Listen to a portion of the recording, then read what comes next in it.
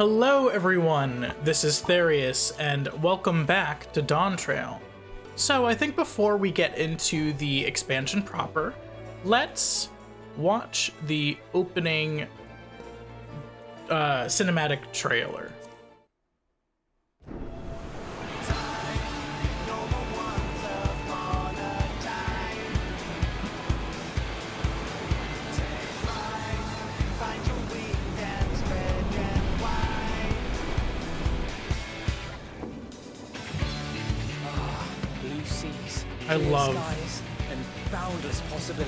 I love like tropical sea colors. They're always so beautiful. I dare say our destination will soon be in sight. Enjoying yourself for a change? I would not be caught dead in this linen. This is not me.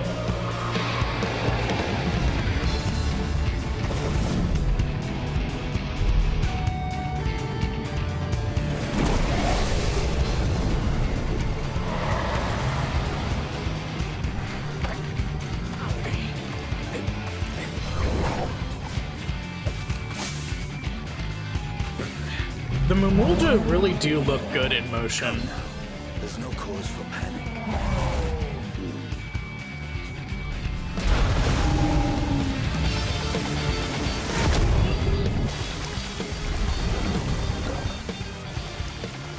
This one might make for a worthy opponent.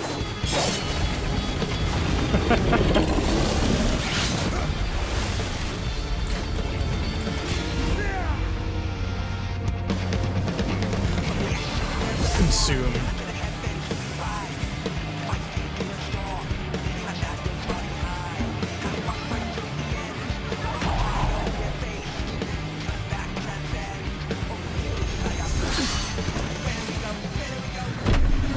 Oh, hello.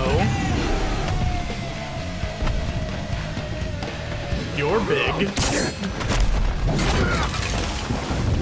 Oh, that's cool. That's cool. That's a cool action shot. I do really like the look of this town.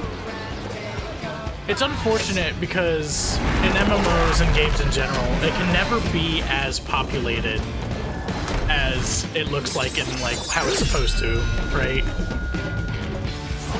Oh.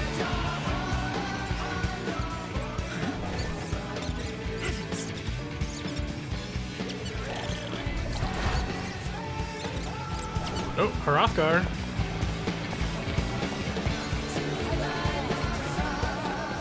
Might you have a moment to speak further?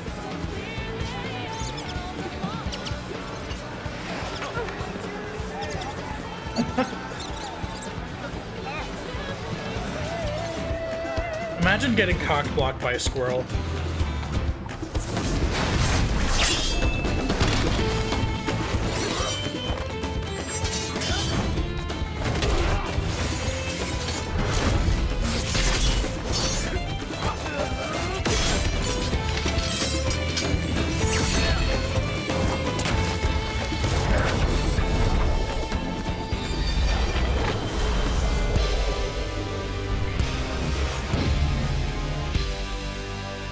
Taco.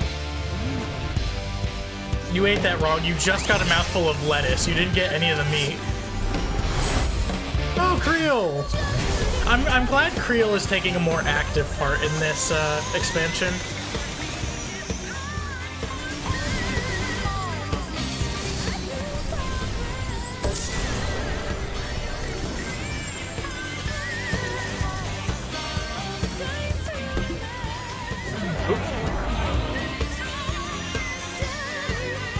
Do you know how long it's gonna how long it's gonna take up to clean up all this paint?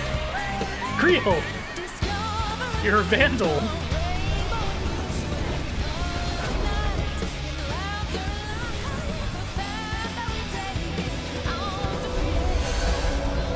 Ooh.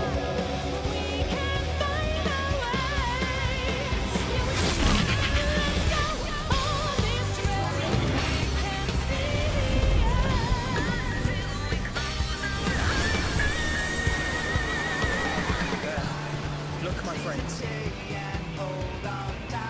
the scene of our next great adventure. You and your adventures.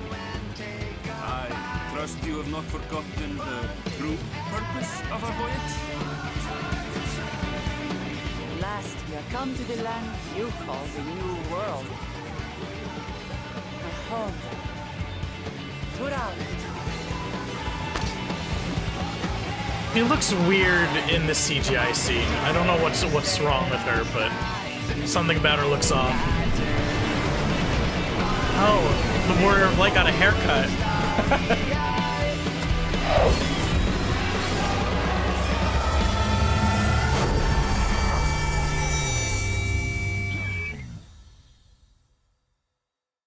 Well, I liked it. Hopefully it lives up to that, because that's a really cool trailer. Anyway, let's get into it. So last time we were together, I played through the 6.55 patches, basically the story patches leading into the expansion, and now we're going to be getting into the first quest of the expansion proper. Before we... Oops, I knocked the mic. Before we do that, Whoops. I made a new glamour, but I'm not sure if I like it. It's definitely a different vibe. Yellow and purple is my go-to for color schemes for this character, if you cannot tell. Everything is yellow or purple, pretty much. I love the gold on yellow. That's really cool, but I don't know. Something feels off with this. But let me know what you think. Let me know which one do you think works. I really like how the necklace goes right along with the angle of the fur pattern. I think that's really cool for this jacket. I think this is from the Gold Saucer. Anyway, I'm probably going to be staying in this outfit, but let me know what you think. Maybe the other one's more appealing generally. Anyway, let's get into it. A new world to encounter.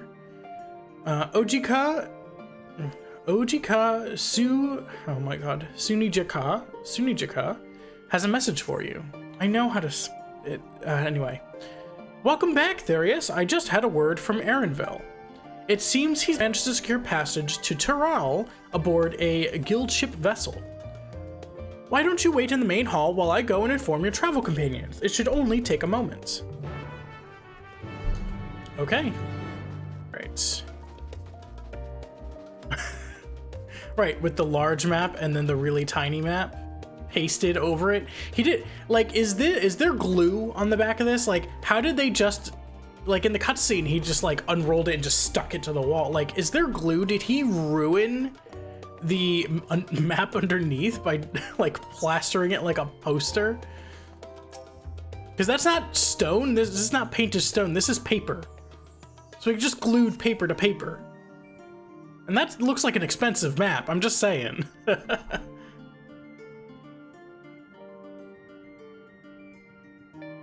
So I'm gonna just stand here and stare at a world map for 10 minutes.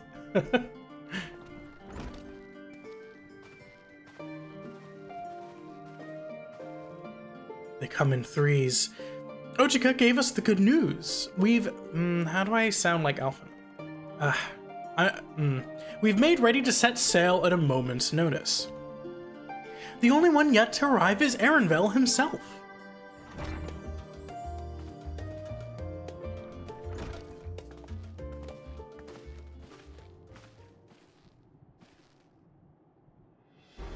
Ah, you're all here. That's not his voice. It took some persuasion, but the Gleaners guild ship has granted us places aboard a vessel bound for Tural.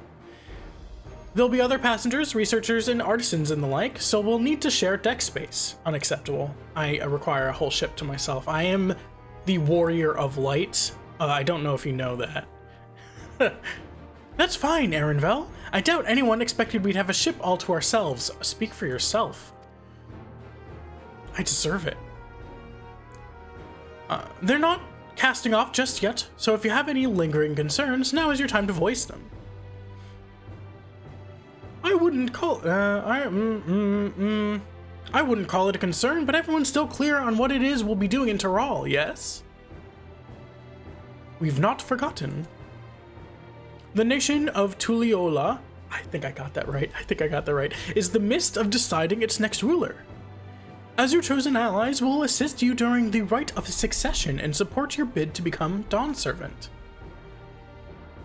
Oh, right, because this patch is I don't know how long after patch 6.55 to the release of Dawntrail, but some people might not have played the MSQ for like months. In addition to that, Alphanod and I have another objective. As part of its reconstruction, Garlemald seeks ways to reconcile and re-engage with its neighbors. By visiting Tural, we hope to learn more about how its myriad cultures interact with one another, how they find common ground, develop stronger ties, the sort of insights that might help our friends in Ilzabard. But we'll pursue this goal in our own time. You can be assured that we'll give the contest all due attention. That's all I ask. Otherwise, you're welcome to do as you like.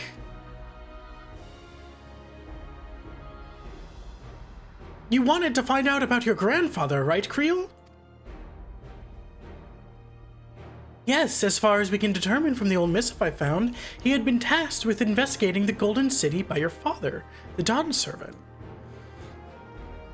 Yet, oddly enough, he had no record of that investigation in our archive, and nothing to explain the earring which accompanied the letter.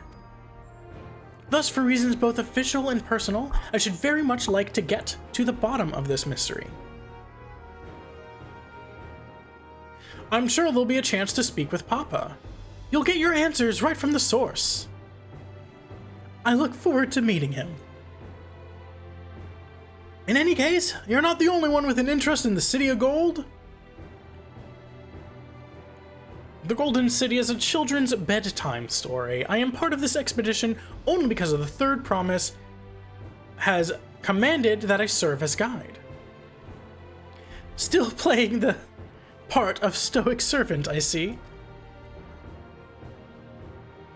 What of you? Don't you dare tell me you've changed your mind. Yes, I did, absolutely. I am going to straight to the next expansion.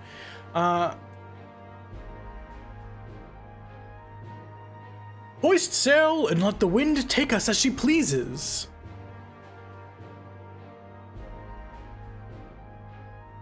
Well said. We won't get far wallowing in the shallows. Right then. If all are still committed to the journey, then I say we make ready to depart.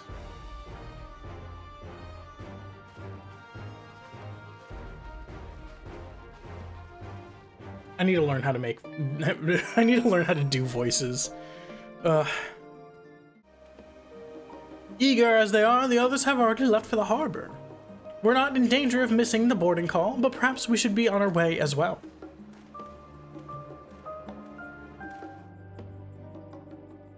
Oh.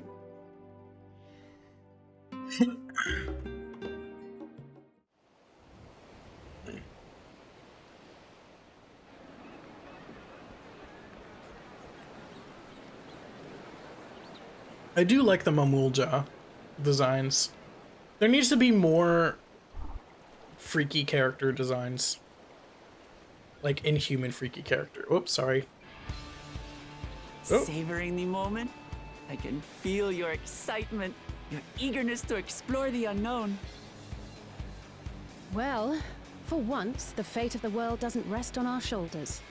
We might even get a chance to enjoy ourselves. Do not be so quick to relax. Oh, Tural may seem but a short sail away on a map. The vast seas between brim with peril. The treacherous waters of Shade's Triangle alone have claimed countless vessels. Even following the safe route plotted by Admiral Blutheswin herself, this will be no pleasure cruise. Perhaps, but Don't we my have a voyage spaceship? here was uneventful enough. Disappointingly so. Either way, the two of you have first-hand experience, which will be of great comfort in the days ahead, I'm sure.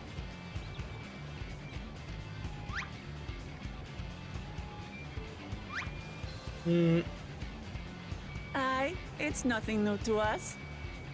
I don't know if I like the cartoon sound effects. All aboard! We're casting off! It's time. I trust you have everything you need?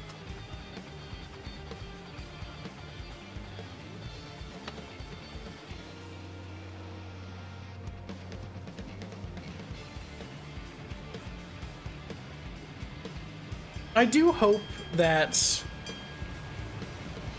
the story isn't terrible, because the continent of Tural sounds fun, like a neat location. And it would be a shame. Does our ship cast off from the docks. We sail west, as Cattenram did some 80 years past, bound for the New World, known to her children as the continent of Tural. Because it would be a shame that if the opportunity of this continent was squandered. I hope it's just overreaction that I've heard, but we'll see. Just wait, Papa. When this contest is said and done, it'll be your daughter who sits the throne.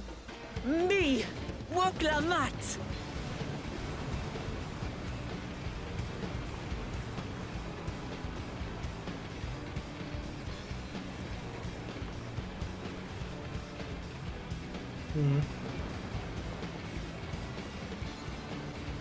I'm definitely not wearing appropriate seafaring clothes.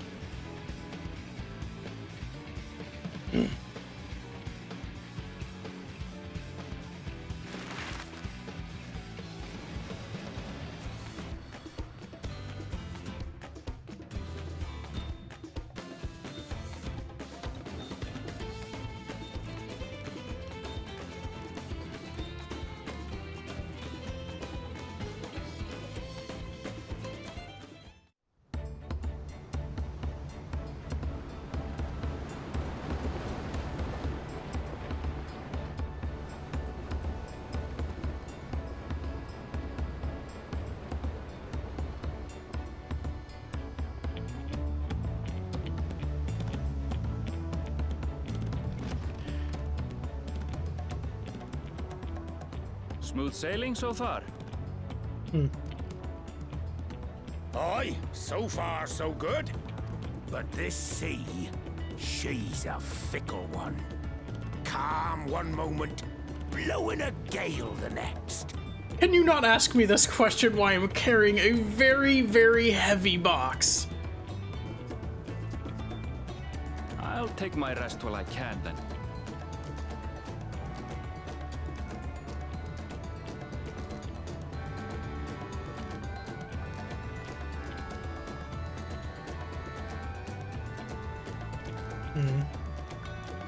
We left port what seems an age ago now, and we've seen naught but open water ahead.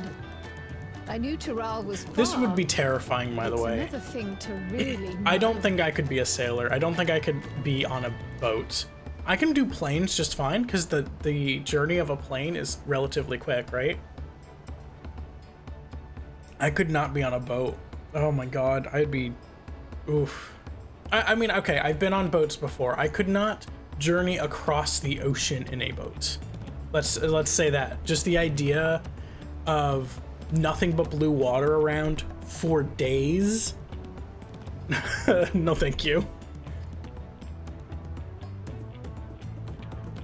Oh, I like the lighting of this shot. Speaking of which, some of our fellow passengers have made this trip before. Several times, in fact. I was able to learn a few things about Tuliyollal and the Rite of Succession.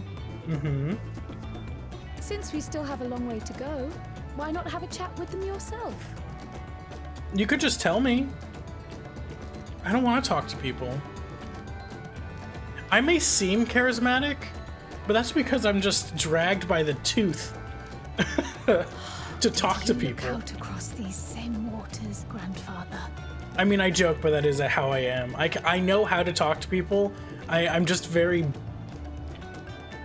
bad at initiating. And I don't know, it's not something I seek out.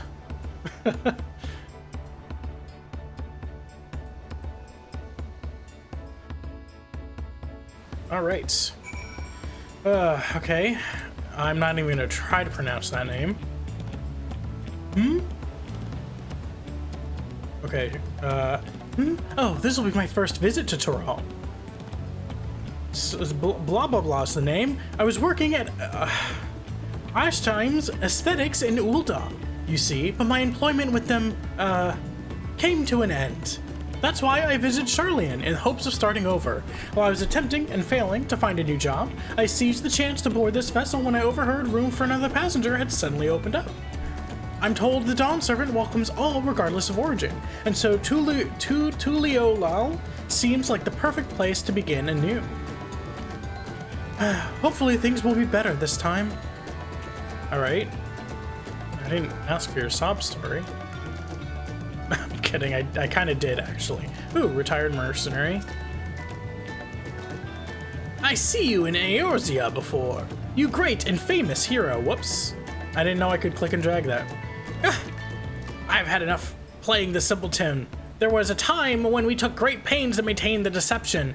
With more of you Eorzeans coming to Tural, it's become impractical.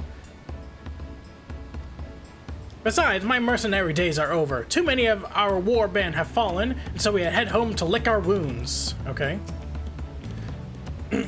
My story? Well, since you ask, I wanted to retrace the historic journey of the great Kettenram. You know, the first Eorzean to set foot on Tural almost 80 years ago. The Mamuljaw's leader is said to have welcomed Kettenram with open arms and sent him home with a bounty of silverware as a token of their friendship. But the real treasures was the crop he brought back. Popotos, tomatoes, and corn, which spread across Eorzea like wildfire. His great adventure led to a culinary revolution. The tales say Kettenram returned to Tural several times after that, but his shape vanished during his last recorded voyage, and he was never heard from again. That even a seasoned explorer like him could meet such an end is testimony to the ocean's peril. Okay. That's not stairs. Oh well. An adventurer, I presume? I'm a merchant myself, based in Ulda. Specialty imports and exports, Eorzean and Turali both. If this is your first crossing the salts, as they say, do remember that the social mores of Eorzea are not necessarily the same as those over yonder. Yep, I've been to several cultures by now. Consider this. It is not uncommon for the various races to be referred to instead of the names of certain clans. For the Mikote, the Hestaro, the Hrothgar, the Zebral, not because every member of a given clan is of the same race, mind, but because many individuals of said race are associated with that clan.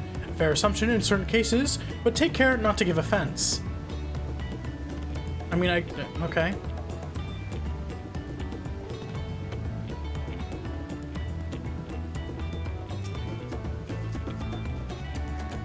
Did you want to make a wager? We're taking bets on who'll be sat in the next Dawn Servant's shiny chair. There are 4 claimants to the right of succession, your young Waklamat being one of them, of course. But from what a Mamulja bloke was telling us, the other 3 are all strong contenders. Not too many keen to risk their coin on the 3rd promise. Okay. Can I run? Yeah. What do you have to say, Alice? I can feel my edge start to dull on long sea voyages. How about some light sparring later? Sure. I'll body you into the deck. I'm kidding, she's tougher than that. Did you learn anything of interest?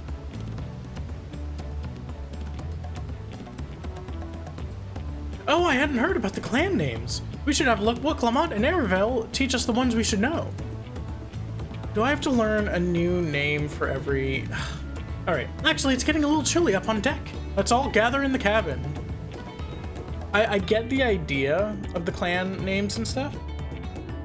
Using as substitute to call like a Hrothgar or a Jabral or whatever.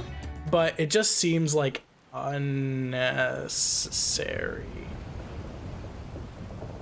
Like we're going to a new land, we gotta call everything different names. Just, I don't know. We'll see.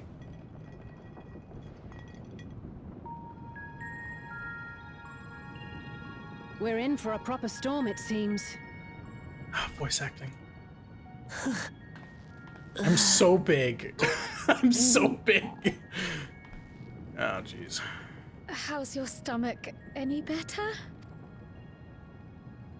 I don't know what you mean. I don't get seasick. Okay. First thoughts, I get what they're setting up for her character so far, of the person who needs to who feels pressured to or is pressured to show a strong face in all circumstances, but is actually like scared and has like more mundane negative moments, right? I get what they're doing, but I've seen it so many times before. Like, we'll see how it's done with her, but I already see her character arc. I think I said that last time. I already see her character arc. I don't know. I'm just feeling a little nauseous is all. Isn't that what seasickness is? Erenville, you were born in Tural, yes?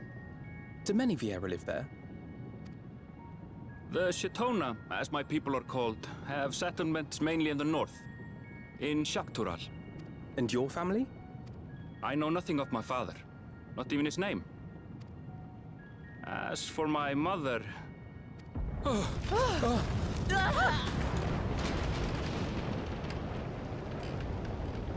How's it doing?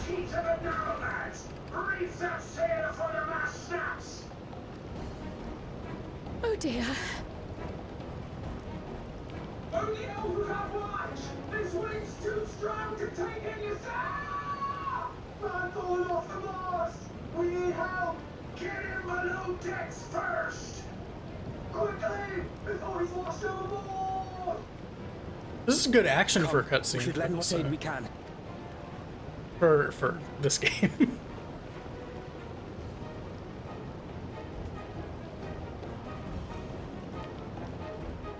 Thank God I don't get motion sick watching or playing video games, because holy crap, that the swaying is even making me feeling kind of like fury before or since.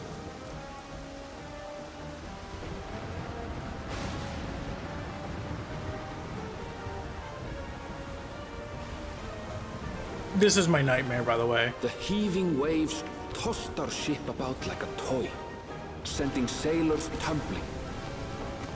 The dauntless Alizé, quick to the rescue, was almost lost to the sea herself.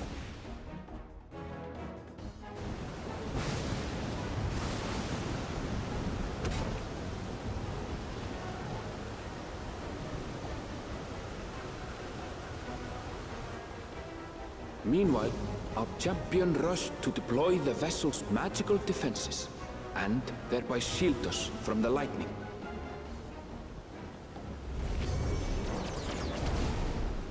Wait, you can just do that?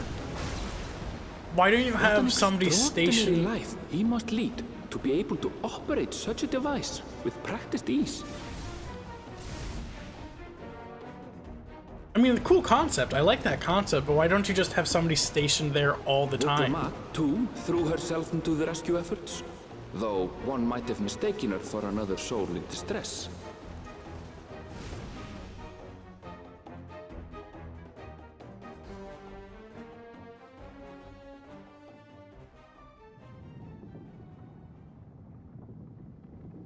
By the time the unruly seas had calmed, our strength was all but spent, and we had yet to even glimpse the shores of Tural.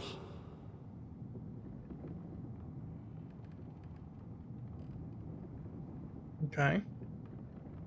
In retrospect, of course, that battle against the storm would prove a fitting prelude to the coming contest for the throne.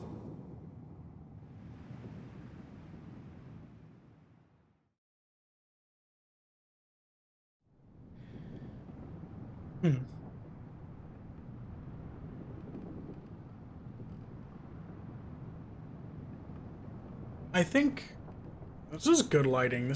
I like this right here.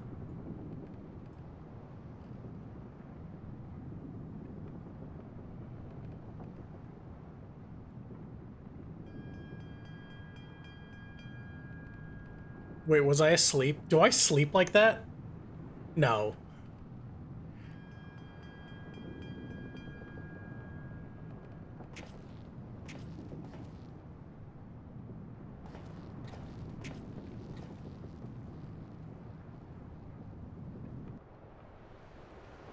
I like the Hrothgar's run. It's so goofy. I mean, a lot of the runs are goofy. Lalafell's especially.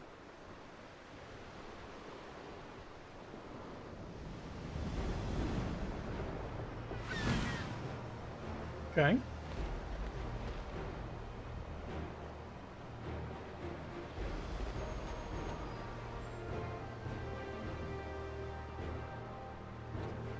So, and I think there was similar framing for, you know, I'll keep that thought to myself. I don't want to, because I think right now my brain is trying to pick out things to criticize, and I'm going to try to stop doing that. Seems my belly has... Oh, whoops, I skipped that by accident, sorry. I didn't even read it. Can't be much farther now, can it?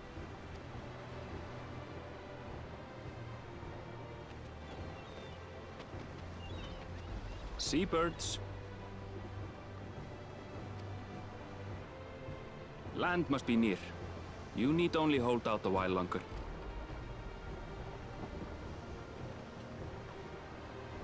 For a dark moment, I thought the ocean might swallow us.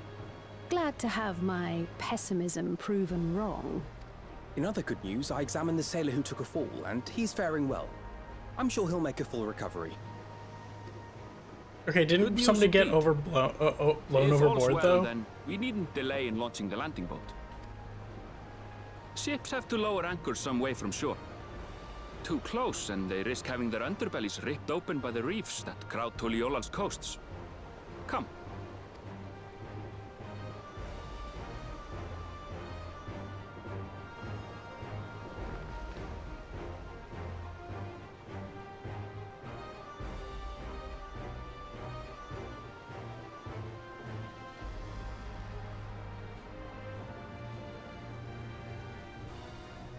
Thanks for bringing us all this way.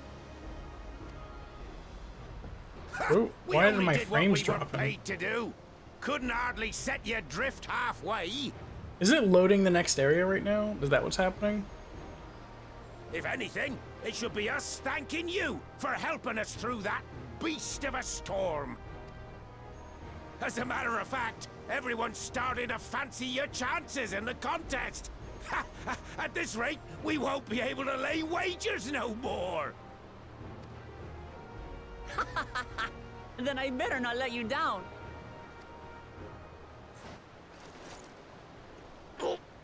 Easy, stomach. Easy. We're the last to board. If there's nothing left to say, then let's shove off, shall we?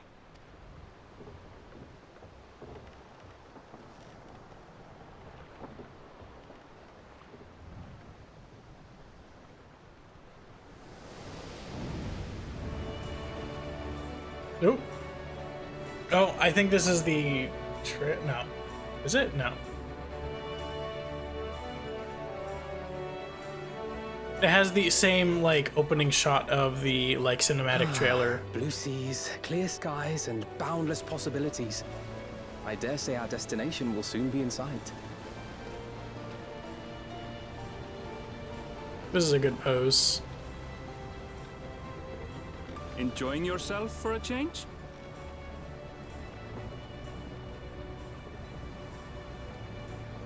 What do you mean? I always enjoy myself.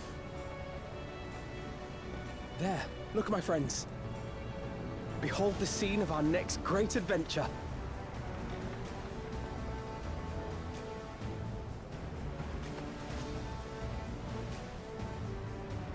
You look At way last, better we have without come to the land you call the bandana New on. World. To my home, Tural.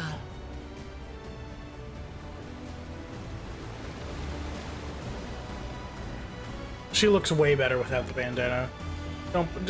Nah.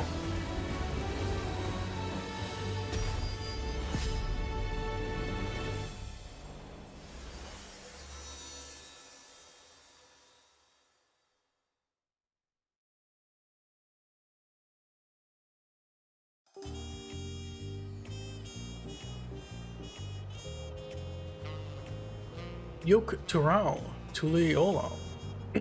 That's the capital city. This is the capital city, right? Tuliyollal.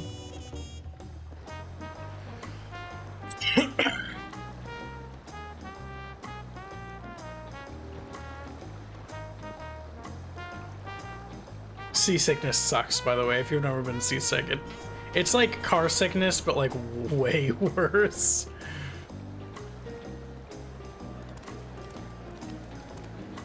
Again, I have been on boats before, just not voyages across the sea. I like the clothes of these fellas.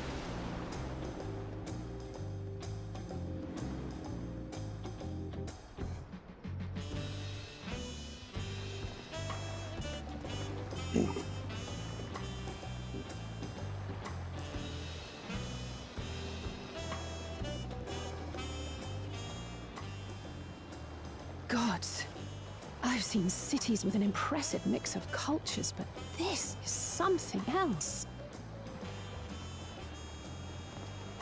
Is that a... No.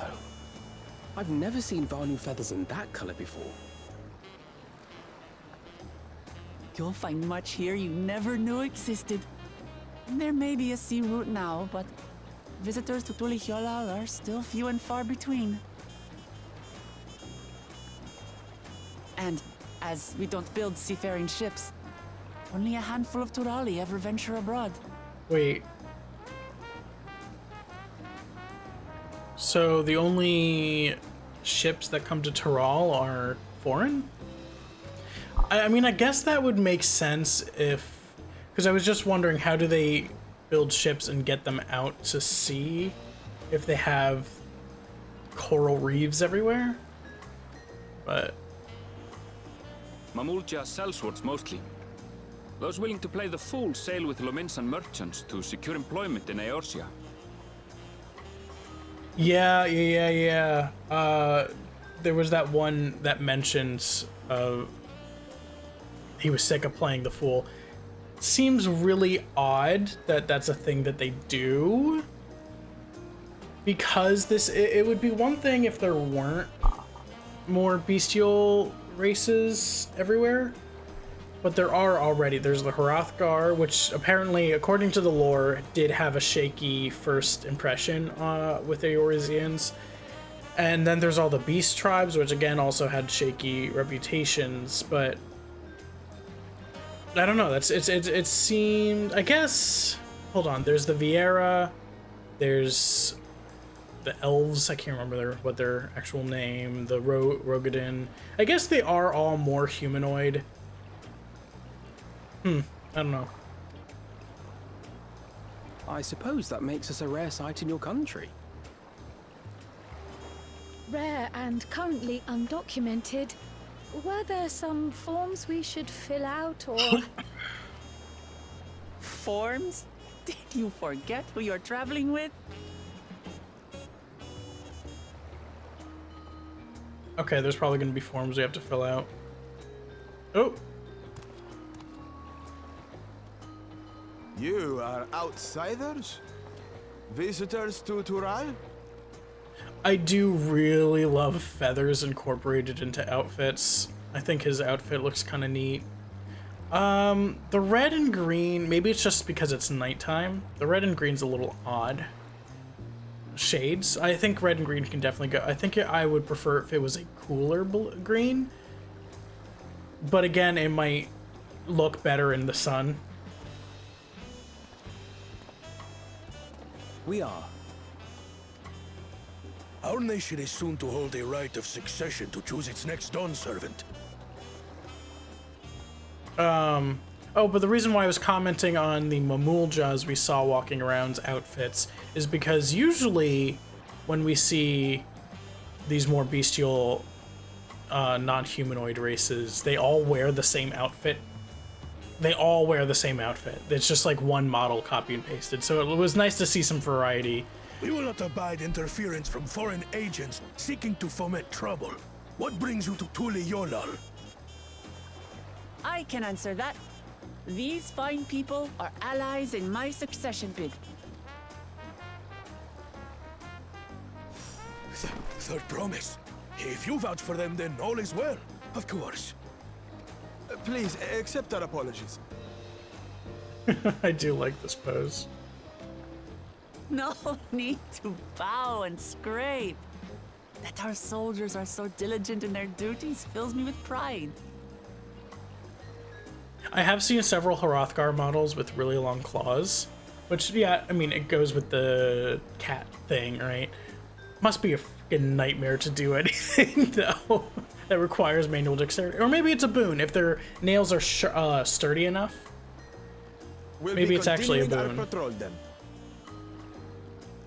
But I do like how the hand positions for all the Hrothgar always have like these like curled claws, like that's just their natural hand resting position. I think it's a neat touch. Like I got it going on right there. Well, well. You really are a figure of authority here. Are you suggesting I don't look the part? No, with your bandana off, you definitely look the part. Anyway, first things first.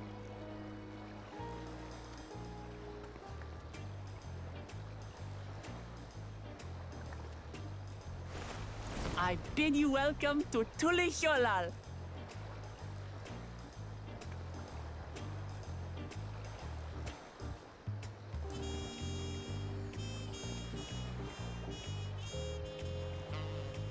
Again, I always get cutscenes at night. I feel like this would be much nicer during the day. I feel like that would look much nicer during the day for like an opening scene with the, I mean, we just had the rolling ocean, like bright sunny summer vacation vibes. And then because we just happened to be watching this cutscene at nighttime on the server, it just, it could have looked a lot better. Anyway. I will say that is a complaint. I do think they should tie certain cutscenes to certain types of day. I think they do that. There are certain cutscenes I think that only have certain weather, but like, I don't know. Like I feel like this kind of cutscene would have looked better during the day.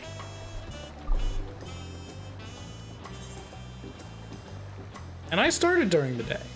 I did. So I think I did. Did I? Yeah, I think I did. So that just, I started at like 9 a.m. So that cutscene, just the series of cutscenes just lasted all the way to the nighttime.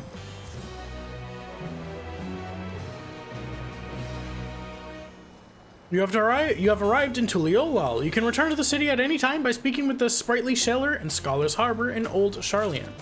Or I can attune to the Aetherite that's up there. The nation of Tuliyollal. While being on solid ground has improved Woklamat's mood, her stomach appears to be lagging behind.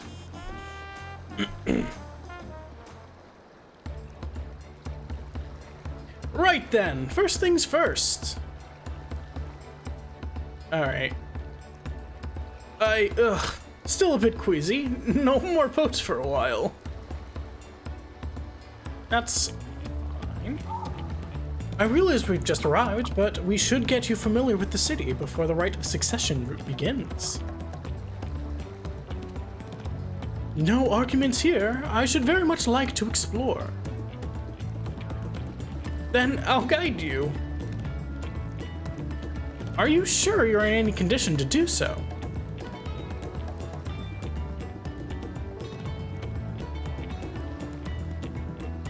Aha! We were wondering who these strange folks were, so the third promise has found herself some new followers then. Followers? Look, Lamont, are you unwell?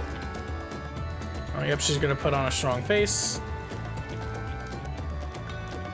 No, not at all. Couldn't be better. The third promise does not get seasick. No, sir. As for my hand-picked entourage here, I've recruited them to help me win the Rite of Succession. I was about to show them around the city, in fact. That sounds lovely. But a group of foreigners is going to attract attention, especially if they're in the company of the third promise. Everyone will be curious. We certainly were.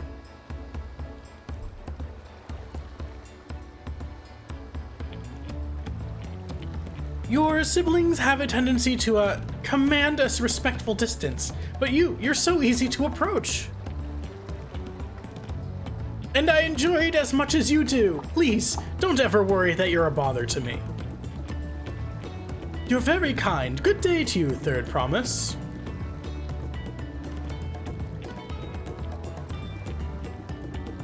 They did have a point. Well, Clement is technically royalty here. Like it or not, a person of her station surrounded by this many outsiders is bound to draw a crowd. What do you mean, technically? I suggest we move in 2 groups as so to attract less attention. Just technically ignoring me, then.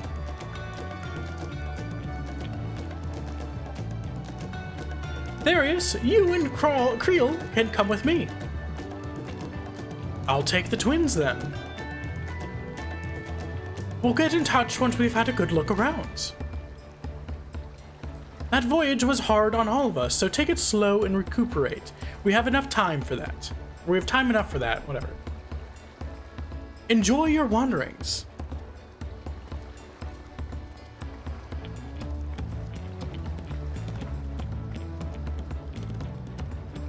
Perhaps we should wait a bit, at least until Clement's nausea subsides. No need for that. Look, I'm ready to go. Ugh. I'm a healer. I'm a healer. Do I have like a motion sickness remedy? I'm fine now. Really can't stand around all day feeling sorry for myself. What with the contest looming and all.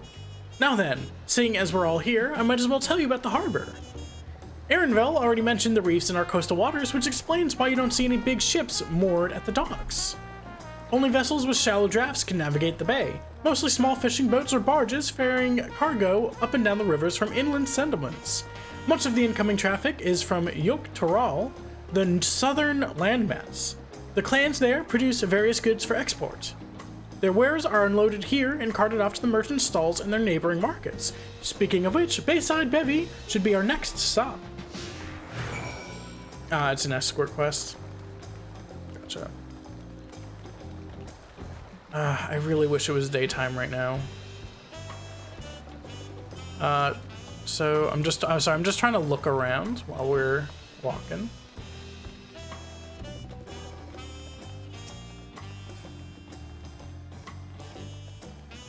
I do love hanging lanterns a lot.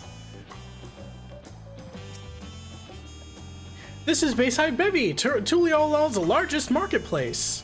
Being right on the harbor, everything from fresh fish to imported wares go directly to the shelves. Anything you want, they most likely have. Oh right, I should mention here in Tuliyollal, we buy things with Pel, a currency that the Pelu created. But don't worry, more and more trade is coming from Eorzea, so most shops are happy to accept your gil. There's also Meki, another market to the east of here, but that can wait for another time. I have other places I want to show you first. Next, we'll head back a bit, then northwards up the stairs to a certain plaza. I can't wait to see the look on your faces.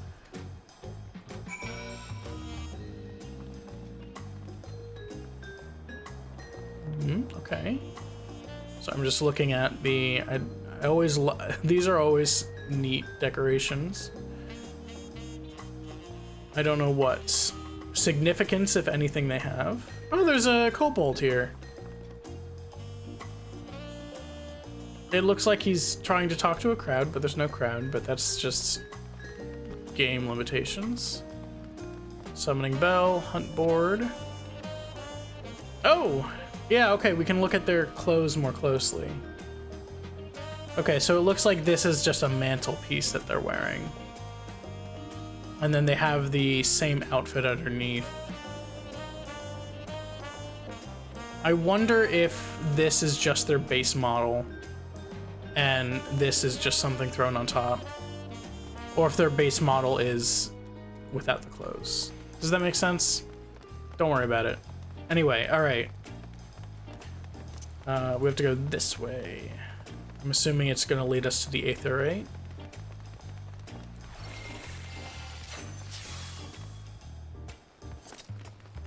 Oh, this is more markets. Shop space must be tidy before box orders arrive. I do like the kobolds.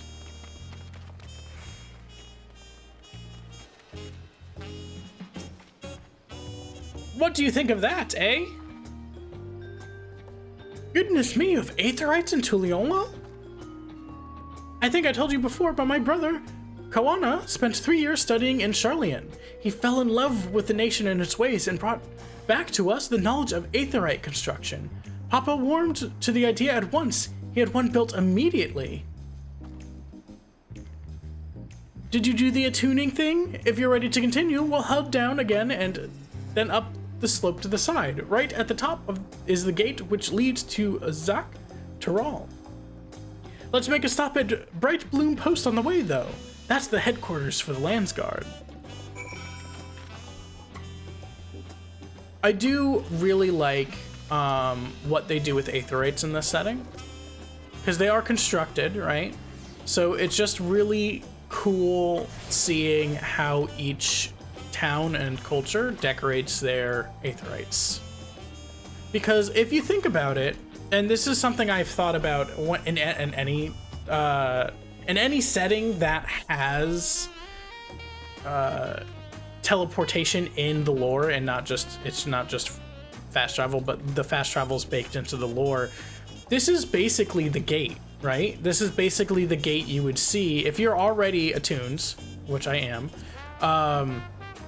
This is the gate you would see. This is the site you would see when teleporting in. So it's kind of like it's not a first impression because you gotta be already attuned, but it's kind of like a welcome to this area. This is the vibe kind of thing. And I think that's cool. This is not where I'm supposed to go. I'm supposed to go down here. It's just a neat detail. I don't know if that's the reason they do it or just for aesthetic. And by they, I mean the actual designers, but it's something I've definitely thought of before.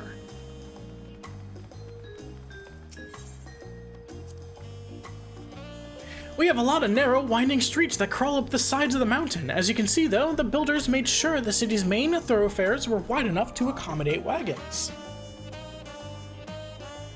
Okay. Trudging up and down all these slopes and stairs is exhausting. I understand. Now we're Woklamat get her endless endurance. It also must suck because you're so tiny. Like, for you, it must be, like, awful. No one says that about, like, the small races in, like, D&D or MMOs or whatever, but, like, to go at the same speed we are, she's booking it. She's booking it. It would be exhausting to walk this distance at that size, because if you think about it, it's effectively like 5 times the distance for her.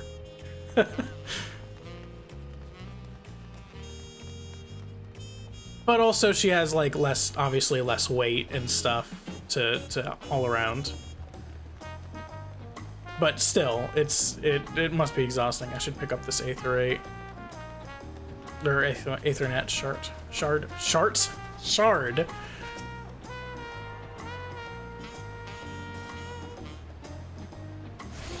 Alright. What?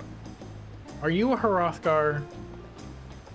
I can't tell. You have a stockier frame, so you're either a Rodigan or a Hrothgar.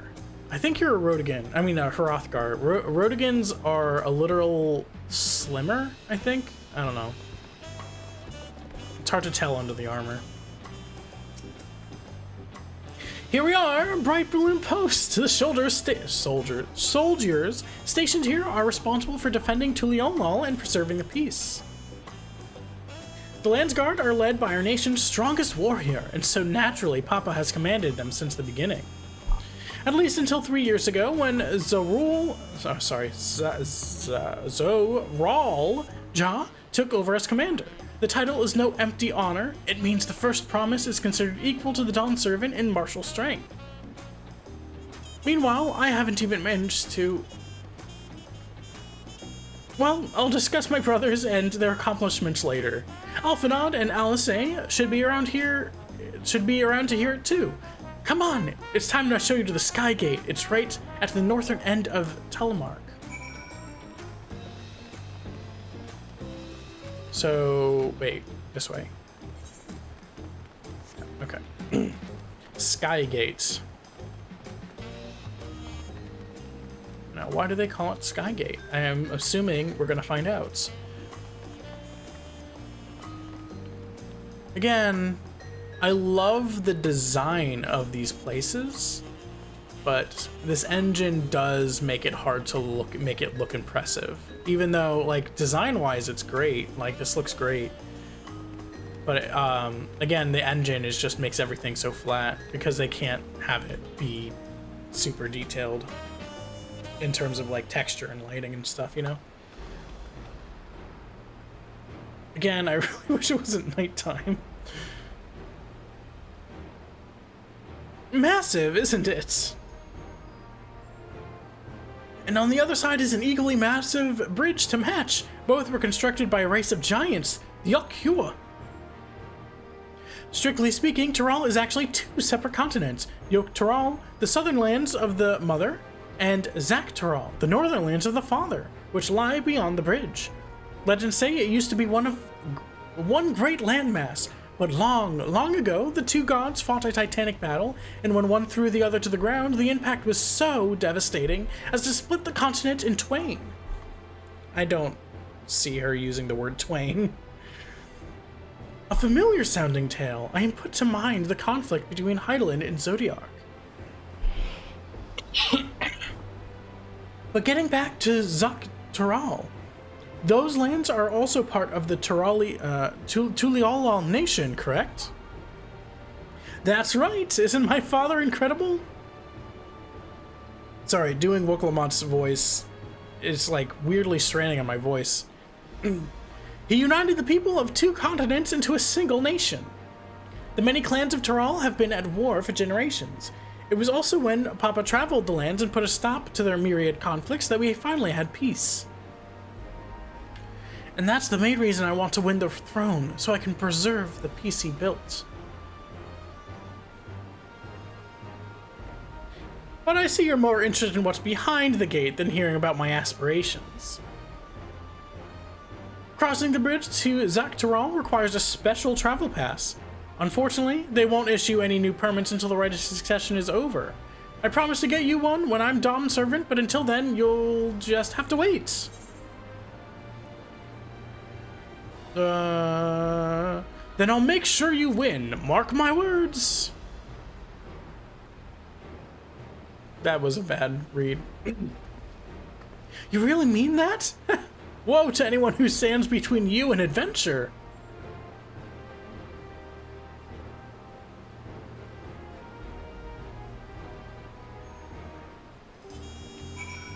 That's the whole reason I'm here. You kind of hired me to do that. We must have covered half the city by now. Tuliyollal is unlike any other place I've visited. Well, I'm thoroughly something. I'm impressed. Sorry, I clicked it by accident. Mountain chromite weapon coffer. Okay. Let's pop that bad boy open and see what it looks like. Is it actually an increase? It is. Ooh, I don't like how it looks. I like my current weapon better, but I will, so I'll probably throw my current weapon into the, glamour chests when I get the opportunity. Woklamo't is a city of stairs. Woklamo't is ready to commence the second half of your Tuliyollal tour. We'll head west next, towards the Arch of the Dawn. The dirigible landing is on the way. You have dirigibles too? Tuliyollal certainly doesn't want for methods of travel. We'll get by. Now, if you've seen enough of this area, let me know and we'll continue on. The Arch of the Dawn is on the other side of the city, so speak up if you see something that interests you as you walk. Oof. Oh. It's all the way down there. I do like these lights. I can only assume they're using like crystal, some sort of aetherite, not aetherite, crystal to light it.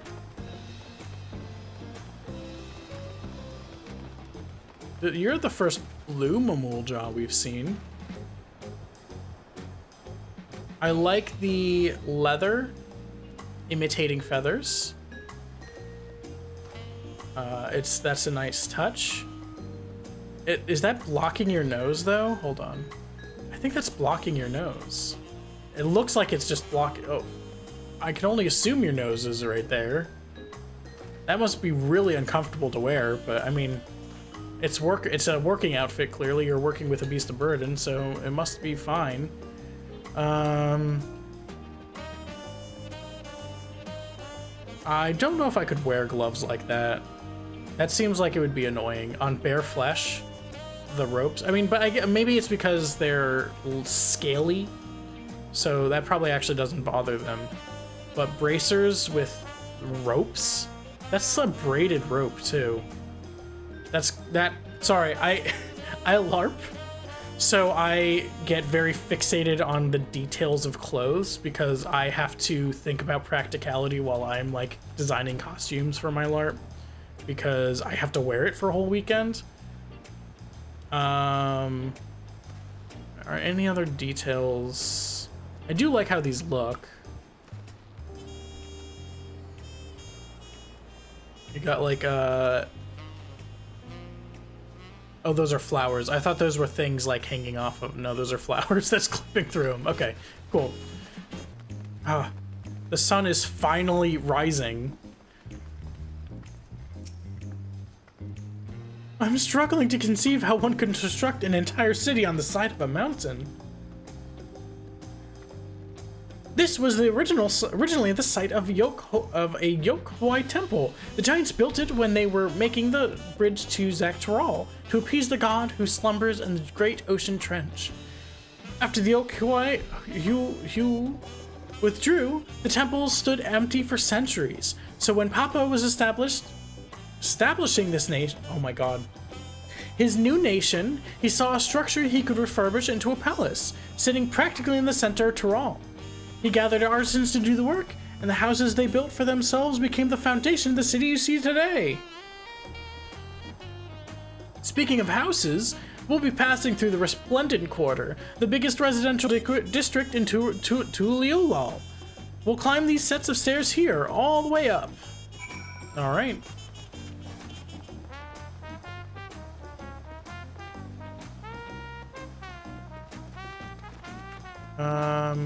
What's this? I'm assuming this is... Maybe it's they use it as a pavilion to gather, like, and like set up like little parties or something. But this is a nice view. This is a really nice view. Man. Is that fruit? No, those are leaves. Now, are those different trees, or is it the same tree with some battering? Are those leaves or flowers? It's hard to, I can't tell from here. It would make more sense if they're flowers, but if they're leaves, that's an interesting design. I don't know if I've seen trees with different colored leaves. Oh, here's one. Let me see if I can get a closer look. They look like they're flowers, but it's really hard to tell. If they're not, they're definitely a different type of leaf from the others. I think those are flowers. It would make sense if those are flowers. My shoulder's been so stiff lately. Oh, more Mamulja. We tried heated springstone. My cousin. I don't like this style of hat usually. And by style of hat is, I don't like hats. I'll admit it, I'm biased against hats. I'm not a fan of hats in general. I don't like headwear. I don't like wearing it myself because I overheat really easily.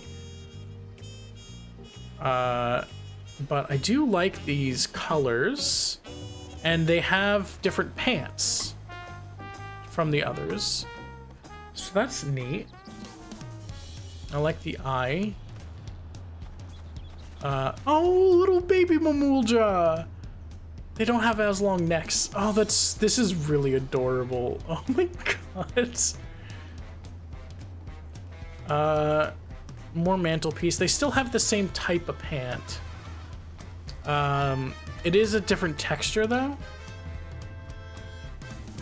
Oh, it's just like a playground. Oh, hey. Oh, you're just a dude. It's fine. You're just gonna balance there forever, huh? This is your existence? That's neat. What are... I think I've seen stuff like this on playgrounds before, but I can't remember how you're supposed to use this. Are you just supposed to stand on it and it like swivels back and forth and you go, whoa? This would not be approved in any city for little kids to play at. Like, ooh. Mostly because it would be fun if you're a kid and like doing this kind of stuff, but ooh, if a kid fell and broke their arm, like, I think that's the problem with like dodgeball. If a kid gets injured during dodgeball, that's why schools don't have dodgeball anymore, apparently. Kid gets injured during dodgeball and a parent can sue, and suing culture sucks. Just rest then and then back to it. What are you doing? Are you playing with the kids or? So I think this is a female Mumudral. They seem to have rounder heads. No. Wait, I don't know. I honestly can't tell. Is this supposed to? I'm making assumptions based on the purple eye and the colors of the mantelpiece, but it could very well be just a dude. Unless they're not Mamulja, because this looks different. But maybe they just look different without the. But these must both be Mamulja, because why, unless this guy is helping. I'm spending way too much time here. Let's move on. I'm sorry. Oof.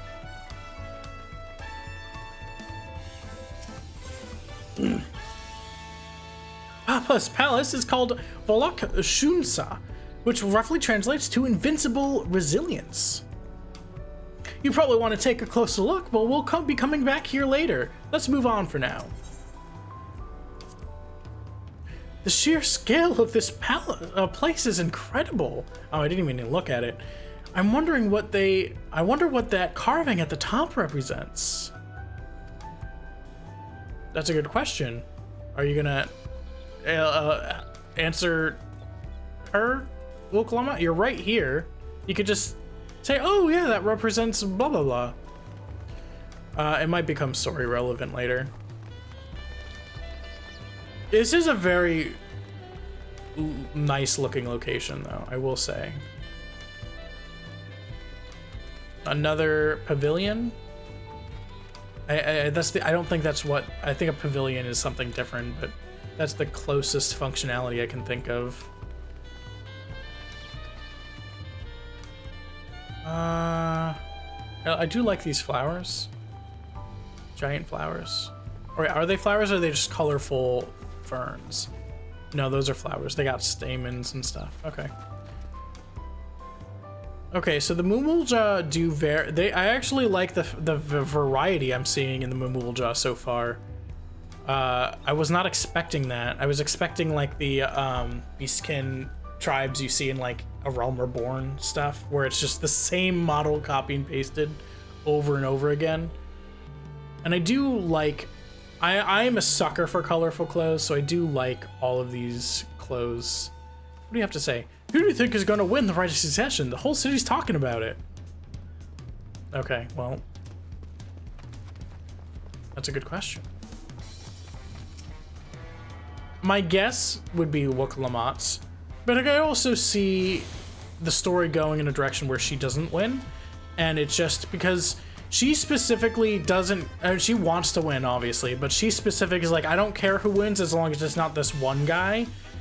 So I could see it's probably not going to be that one guy unless it's like briefly story relevant or whatever. I don't know. It's hard to say.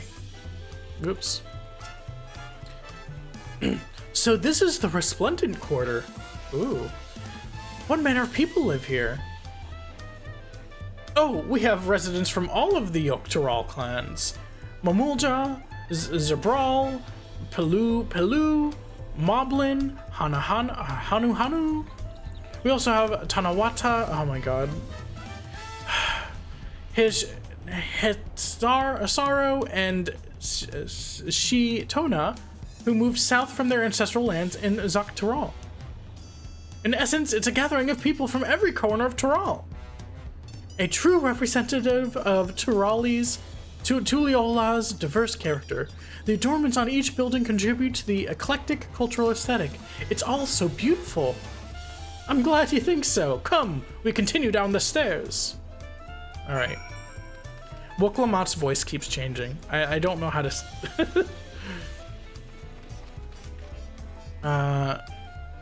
Grow strong, my pretties. Grow strong, my pretties. Surely no one will miss one tomato. I heard that. This is a really nice area. My nephew came here to visit. He's terrified of the ocean.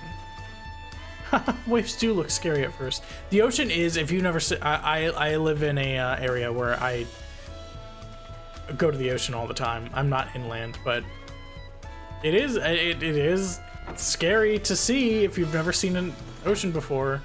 It's one of those things where the reality, I mean, you could be told about the ocean and it's like, oh, it's endless blue, stretching forever. But it's one of those things that until you see it, you don't like grasp it until you're like, it's in person. I like this little abode. I would live here. I would totally live here. The open concept design's a little odd. Not a huge fan of that. I'm assuming these are like privacy curtains, but if you're living here, I guess this would be for like a couple, but I couldn't imagine living here with like somebody I'm not in a relationship with. Okay, I took a detour. Let's keep going.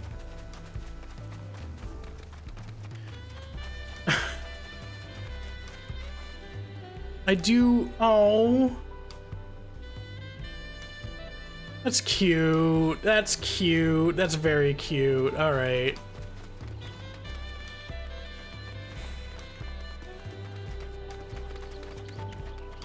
Oh, I almost walked off the edge.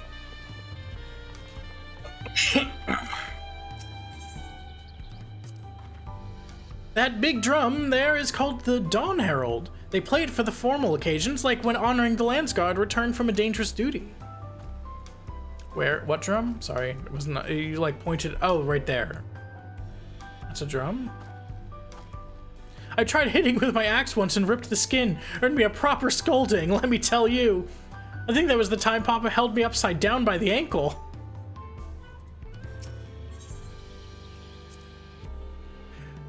I've never seen such an enormous drum. What would one even use to beat such an instrument?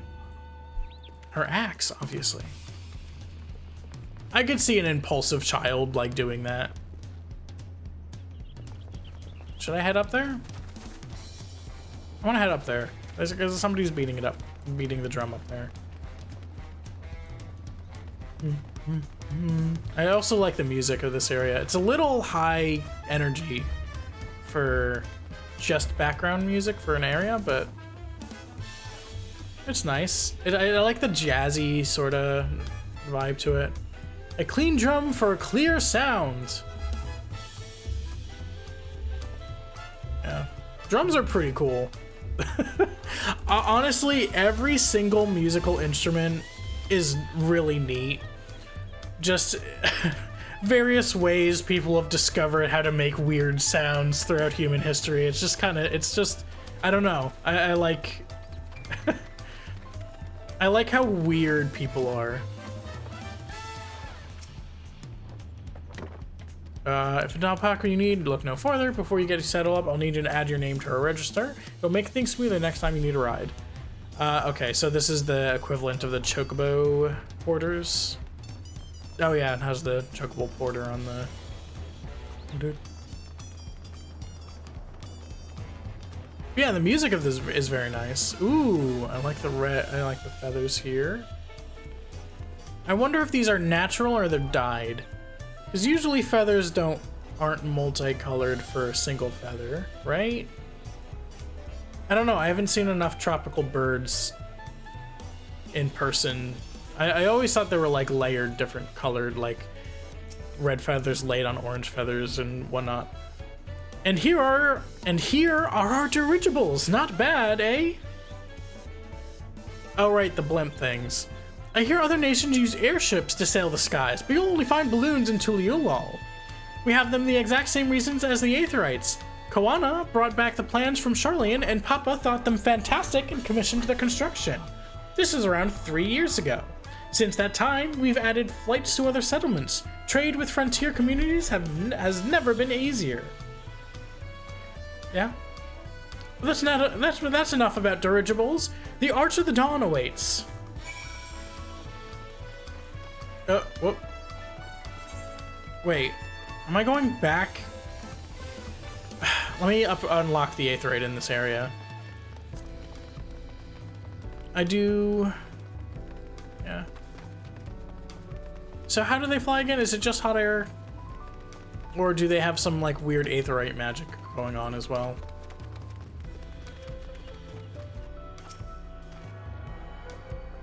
I do like that about a lot of Final Fantasy settings, of just the weird crystal technology. Like, it's such an interesting aesthetic, you know? But... more robes? Whoops. What's this? What's up there? I'm not gonna explore every single building. I'm not that type of guy. This area is super pretty though. It looks so much better in the day. The deep blue of the sky, it looks so much better in the day. I'm glad it's also not cloudy. That would suck. Oh, cutscene. This is it, the Arch of the Dawn. When the Giants were still here, it was known as the Tural Land Gate. But when Papa founded Tuliyollal, everyone began using its present name in honor of his great achievement. Though this gate is Kozama'uka's, the well and south of the city. Depending on what the Rite session asks of us, we might end up going in that direction. Kozama'uka. The name alone is intriguing. Here's a foreign name and it's like, ooh, how exotic. Speaking of which, what were those fluffy animals we passed earlier? I can answer that. They're alpacas. I read about it in a book. Ah, those are alpacas. Fearsome, four-legged fiends. Fearsome? They seem quite placid to me. You'll learn soon enough, Creel. You'll learn soon enough. But forget the alpacas. I have something far more important to show you. Come along.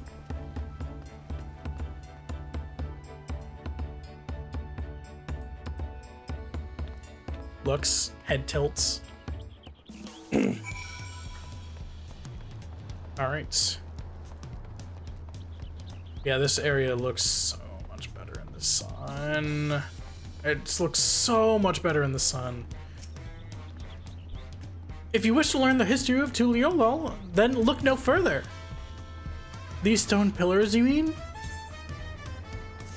Oh. Is that a person? It is a person. Eh, this spot's captured Creel's attention. Oh, I have to talk to you. Hi, Creel. You're so tiny. You're so tiny. All right. A saga in stone. Creel regards the stone pillars curiously. Ah, what is special about these pillars, if I may ask? At a glance, they look like any ordinary stone decorations. But if you take a really good look, you'll see there's something much more interesting. Okay. Oh, I have to... Though a following event cannot be skipped, you may wish to cancel any pending duty finding registrations. Okay.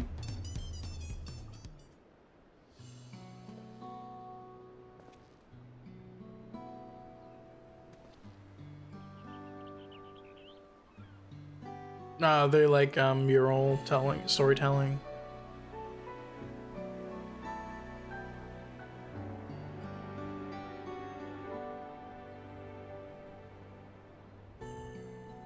They look really cool.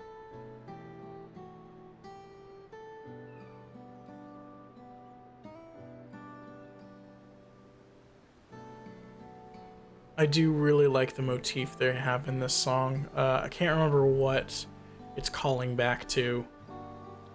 What a song exactly. Pictures. No, wait, these are glyphs. They seem to tell a series of stories, many of them featuring a two-headed mamulja. Oh, then this must be...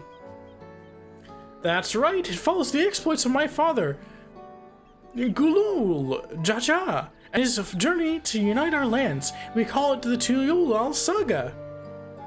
The deeds he performed at the bonds he forged, all immortalized in stone. There's no better way to learn about how Tuliyollal came to be. Study them as long as you'd like. Alright. Alright. View the stone pillars. Can I just...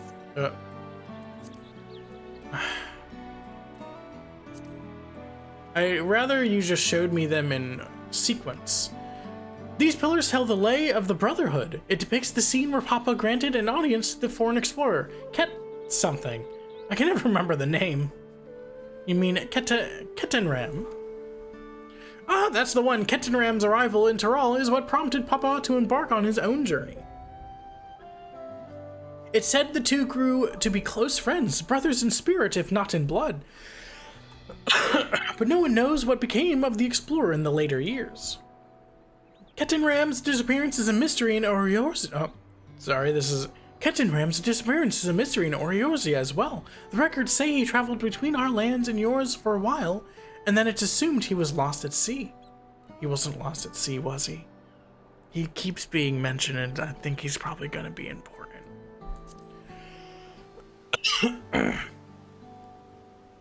Here we have the lay of reeds. This is the story when Papa visited the Hanu village in the Hanu in their village in Kozama'uka. Ah, the people Alphanad almost mistook for Vanu, if not for the colorful plumage. He spent a fair time among the Vanu in the Sea of the Clouds. It is no surprise he took an interest in your countrymen. I don't know how it is with your Vanu, but our Hanu are a bright and cheerful sort. They hold this one festival every year, very famous and a lot of fun.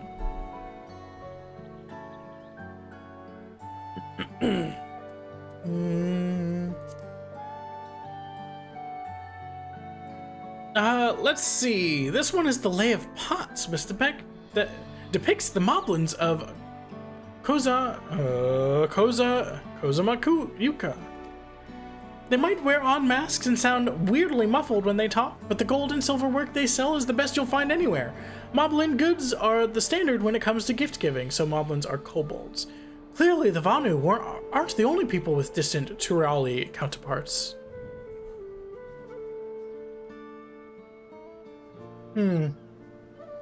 So that suggests, because a lot of the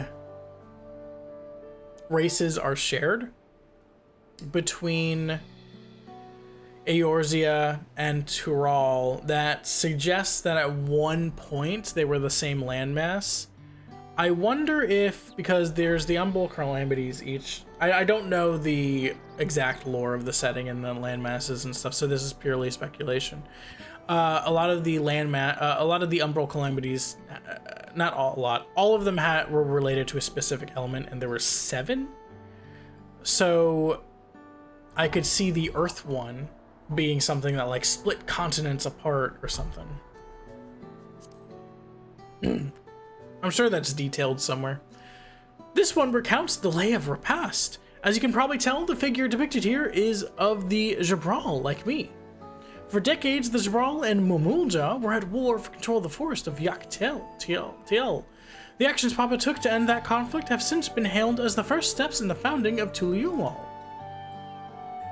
There's a clan of Hrothgar and Bolsja known as Hellions. In their society, the women rule as queens and the men serve as devoted subjects. Yet here in Tural, Jabral men and women appear to be of equal status. How dramatically culture can vary with location. Yeah. I wonder, so the reason that Hrothgar women are regarded as queens and rule as royalty is because just the birth rates for women is just so low to the amount of men, right? I wonder if that's still the case in the lore. First of all, I wonder if that's actually the case. Like, once they release Hrothgar women, I wonder if it's like, oh, yeah, that's not the case anymore. I don't think they would do that. But I also wonder if the low birth rate of women, Hrothgar women, is the same in here for the Jabral. If they're not, then I could see that being a different reason. Also, it could just be cultural. Like, I am curious. If you're done with the first half, we can move on to the second. View the second half of the pillars, sure.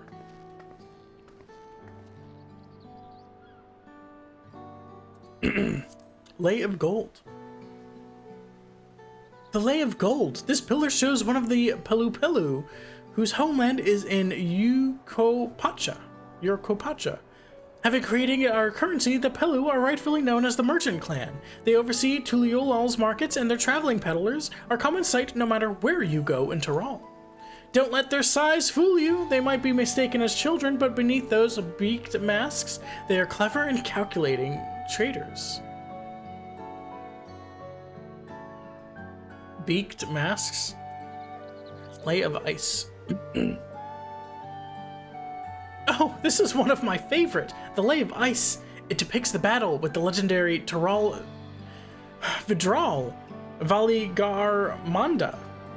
I should explain. A Tural Vidral is a creature that has lived far beyond its usual lifespan and awakened to preternatural power.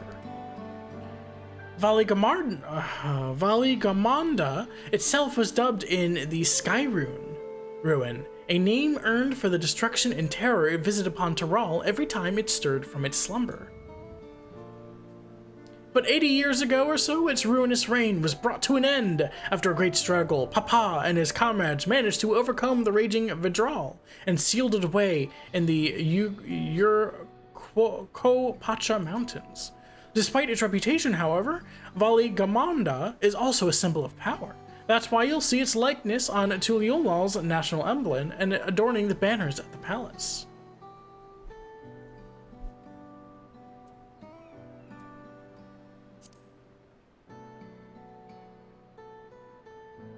Ah, the Lay of Proof.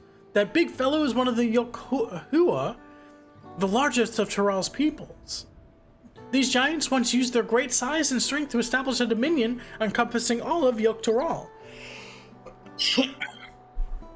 Having brought the southern reaches to heel, they then turned northward, setting their sights on Tural. You'll recall that massive bridge they built beyond the Sky Gate. Sometime after launching their northern campaign, however, they just gave up. They abandoned the lands they conquered and withdrew into the mountains of Yukopacha. I've never even seen any of their kind so much as set foot in the city. This was a people with the power and resourcefulness to raise a temple on a mountaintop and build a bridge across the sea with stone. What could move them to renounce their ambitions and their place in Turali history? And then the blank one. Oh, this one is unmarked. Papa says he left a blank pillar for the next chapter to Raleigh's history, whatever that might be. Had your fill of history, then? Yes, thank you.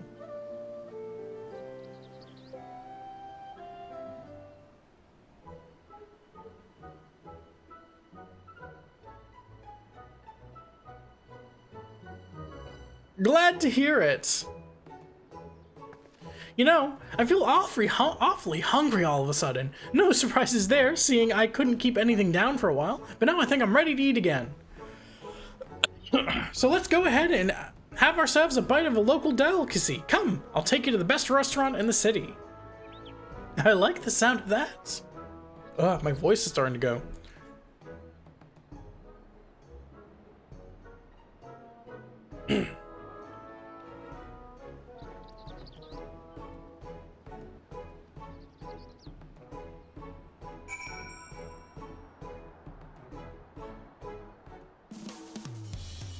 All right. There's an Aetheryte over here. Probably grab that, right? And this isn't the same docks we were on originally, right? Yeah, we're over here. Okay. Oh, these aren't docks. These are houses over the ocean. It's very pretty. I would love to stay in something like this sometime. But there's not a lot of places that you can really do that. Stay in, I don't know what they're called. But... okay, so let's... head... oh, there's another Aetheryte I gotta collect.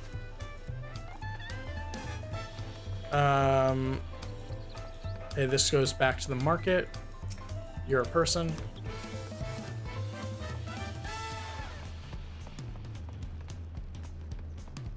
So, beaked masks. Where I caught, because the beaked masks one threw me off, because I thought they were Lalafell. But I don't think maybe the Lalafell here are known for wearing beaked masks. But...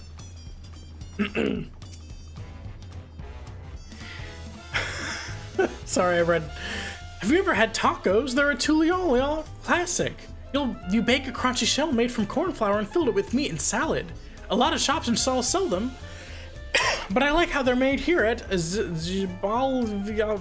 She is the best, and I need one right in front of me right now. Let's head downstairs and place an order with old Björk. You so many names I cannot pronounce. This is worse than Heaven's Guard, worse than Heaven's Word.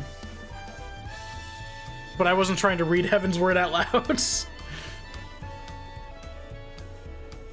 So let's take a look around first. So, oh, tacos. Who just leaves their food unattended at a restaurant? Psychopaths.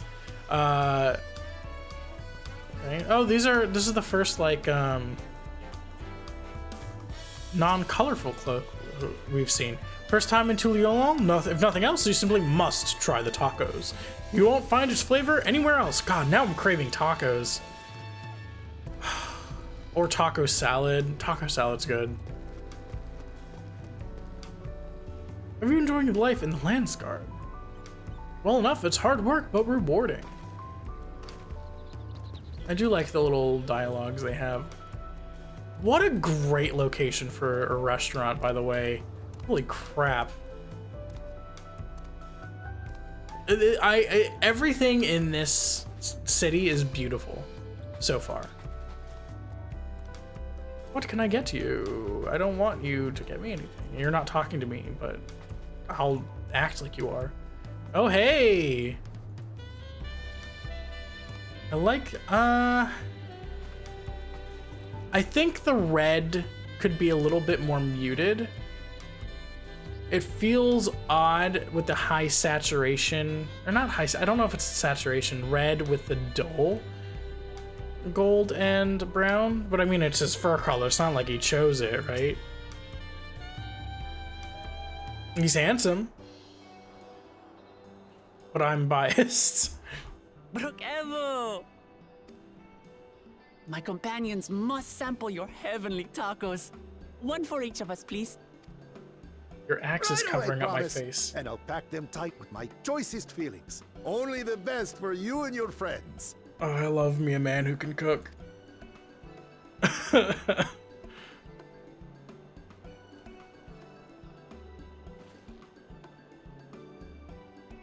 Did you hear the silver scares are back?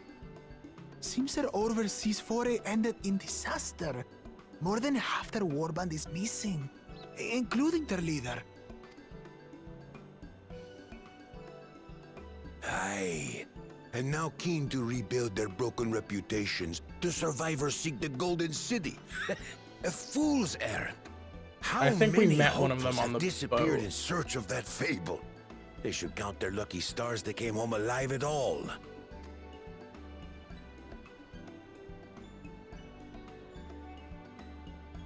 The legend of the Golden City is well known here, I take it.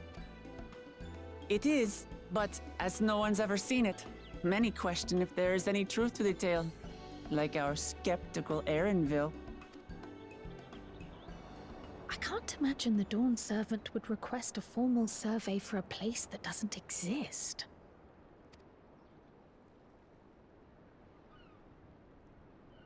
I want to boot my nose. Sorry. I get distracted easily.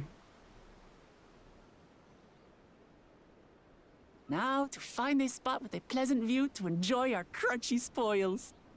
You gotta eat that fast. Those taco cells, it's like a time bomb. They're on a timer, cause oh boy, will they get soft and gross within like minutes from the meat juices. Oh. All right. Well, that was unnecessary.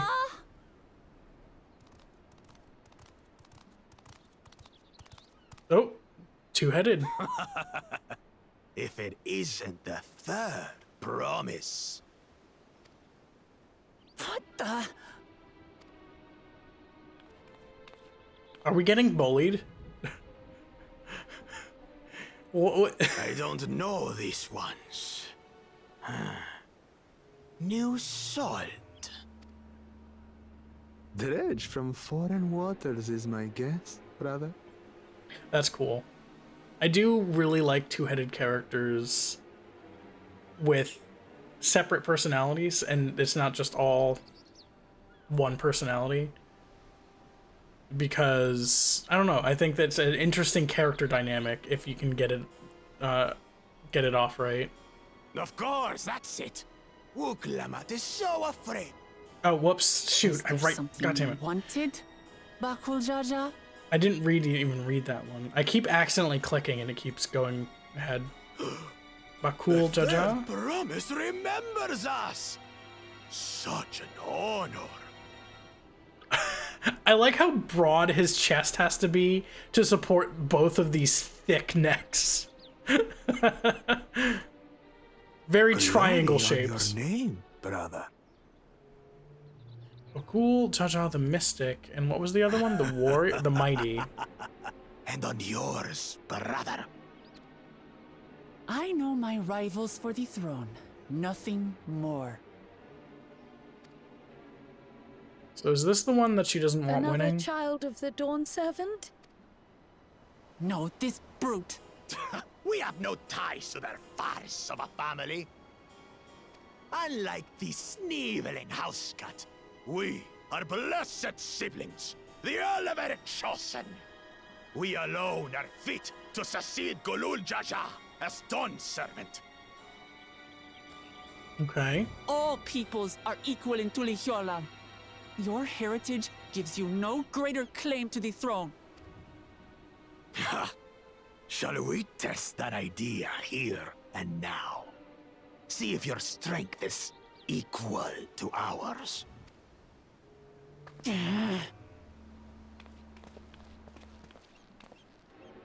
None of this has any bearing on the right of succession, correct? Best not waste your energies on pointless scuffles.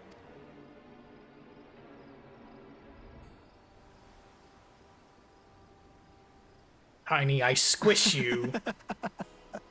The kitten comes to the house cat's defense. Pathetic. Since when was our nation overrun by mewling weaklings? I will say I do like the fact that they seem to have two distinct personalities, but they're in sync. They're in sync, but I do like this little scene so far. Listen to me, you.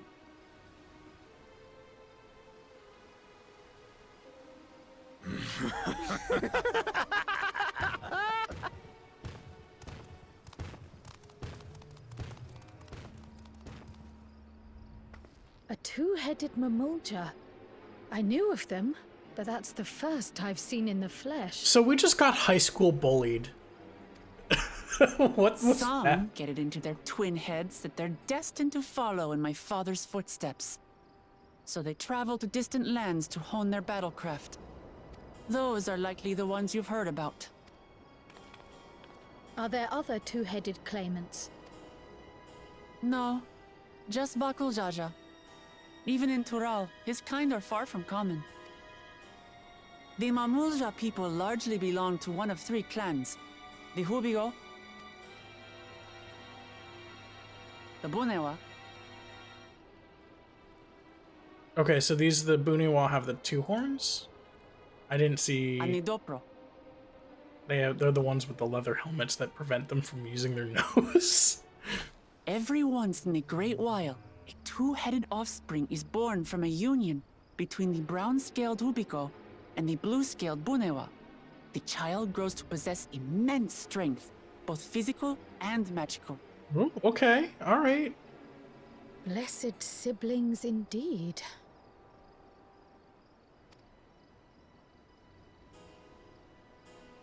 Forget them. Let's go and buy more tacos. I can think of nothing better to rid me of this bad taste in my mouth. I mean, we should. Even if they didn't squash our tacos, they would be super soggy by now.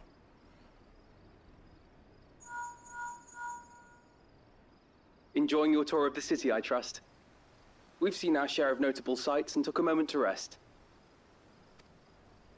As such, we're ready to present ourselves at the palace for the rite of succession. Shall we meet you there? The palace it is. I'll let Wuklamart know. If you don't know, they're using link pearls right now, which are pearls. I can't remember what they're magical pearls that are linked to each other that operate kind of like phones. Destiny calls. Perhaps we can return for But more only tacos certain later? pearls are actually linked to each other. Like, you can't use one pearl to talk on different channels, so to speak. You have to have like a set of pearls for each channel. So it goes. Oh no, it's nighttime again. Oh god.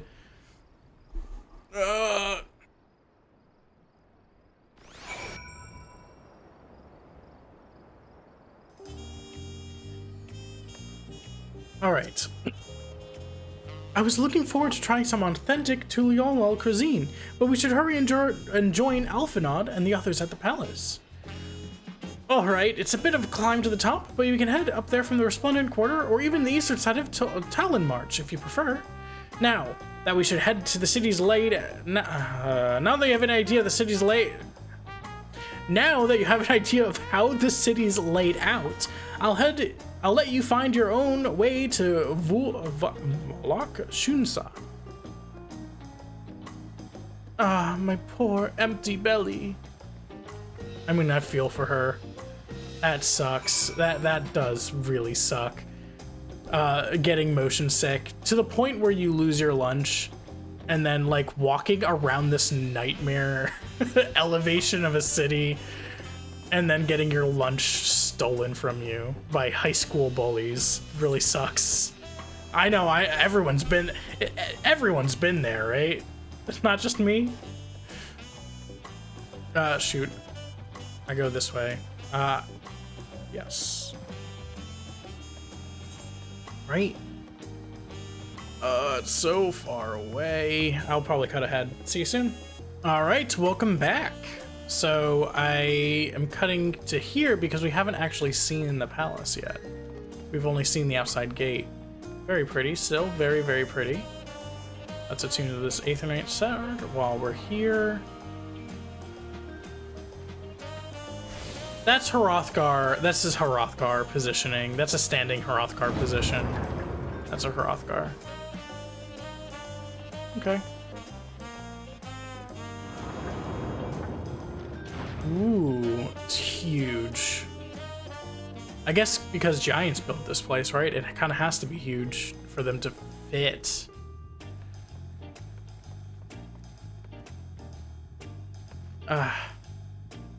I don't like these Viera ears.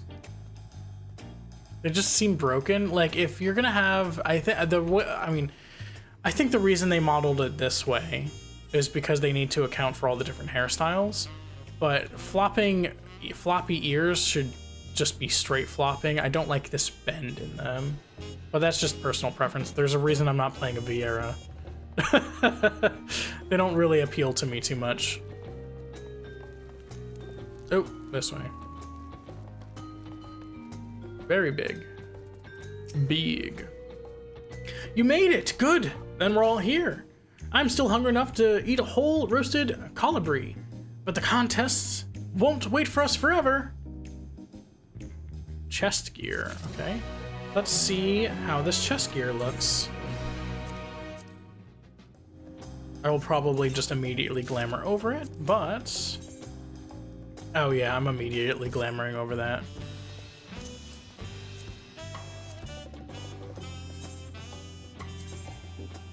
Okay, glamour, apply. Oh, good.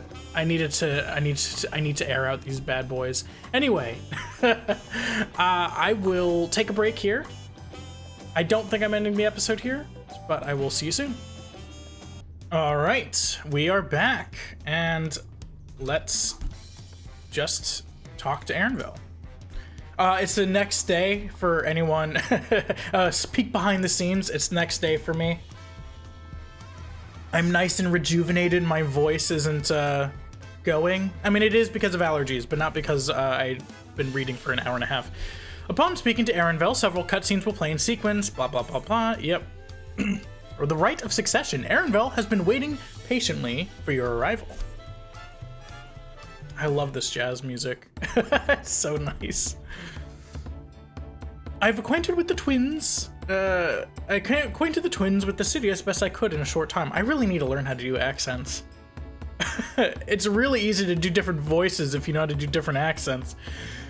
Their unbridled enthusiasm made it rather difficult. Invariably, something would catch their eye, spurring them to run down an alley to investigate. It was like herding a pair of unruly co-rules.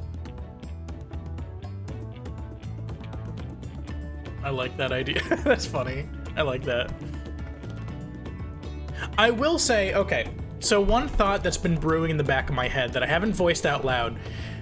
People online give Wook-Lamont a lot of crap, and I don't know what that's for, right? I have not seen her in this expansion yet. I've just seen the beginning of her character art. But they've been giving her a lot of crap. But does no one remember early Alphanod? Early Alphanod, like before like 3/4 of the way through Heavensward, was an annoying little brat. So it just seems kind of disingenuous to give Wook-Lamont a lot of trouble when Alphanod was utterly like obnoxious. At least for me, he was utterly obnoxious until they got further in his character arc. I don't know if they're doing something similar with Wook-Lamont. I have no idea what the issues they have with Wook-Lamont is, but holy crap, does no one remember early Alphanod? Anyway, I understand all too well. Charlian has the same effect on me. Right then, now it's time we saw the inside of the palace. Papa will want to know I'm home, and to meet the allies I've chosen. Given how impulsive he is, though, there's no telling what we might be in for. We get in there and he's immediately like, trial to the death. I don't know, I really like the idea that there's not only one, but at least two important story-heavy two-headed characters that could be really interesting in terms of like character dynamic and stuff. Oh.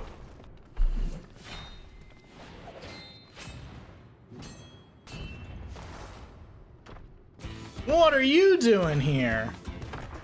Ooh, I like the veil on the second head. This is a cool character design.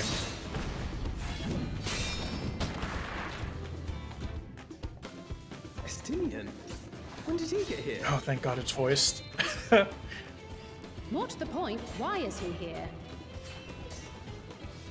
Oh, you know this man? Whenever my father spots a promising opponent, he invites them to Sunpurge to duel. Pressing duties or no, he can't resist a good fight. So the one Estinian is crossing blades with. Yes, my large father.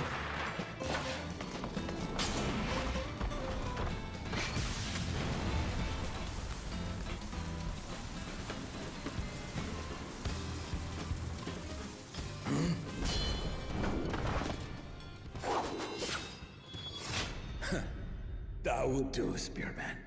I will receive my darling daughter.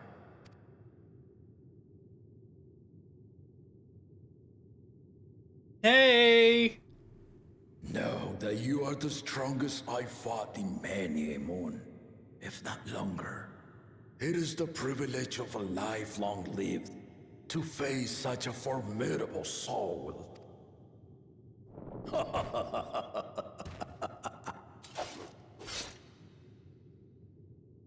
If it's formidable you want, then look no further than that man there.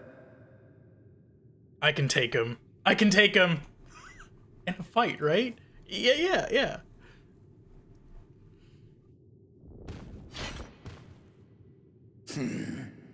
I see you, warrior.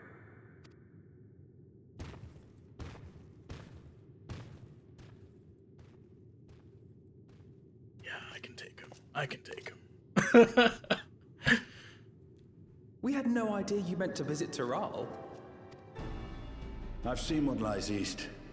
This time I chose west. I do like... Did our itinerant dragoon make his travel plans? I remember very little of Arenville's actual character arc from Heavensward. I think Heavensward is also an expansion I rushed through a little bit because I only started playing really playing during Shadowbringers. I think I rushed through Heavensward and Stormblood, which is a disservice. I kind of want to go back and play them. But I do like what they're doing with his character, where he was bound by duty with this, like, Dragon Eye or whatever. He was bound by duty, and now he's free. Now he's just, like, doing whatever he wants. I think that's cool. I think that's cool. You witnessed our bout. If you thought he was fearsome, that was with one head dozing. Oh, that's why the Mystic I'm not is sure I understand. not talking.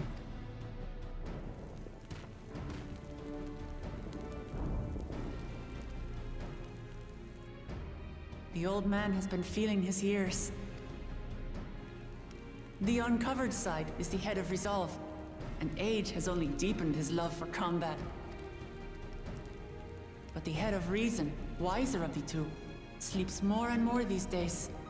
As I understand it, the veil helps with the restoration of his magical energies. Well, and also, if he's on a moving body, he's got to have some kind of light blocking. Like, could you imagine? I can sleep. I'm a heavy sleeper. If I am asleep, I can sleep through, like, a hurricane if I want to. But being on a moving body and also, like, having light, like, nah. Enough about me, Lamati. I want to hear of your adventures. He's huge, he can fight, and he's a supportive dad. Like, check. A term of endearment. It's what my family calls me.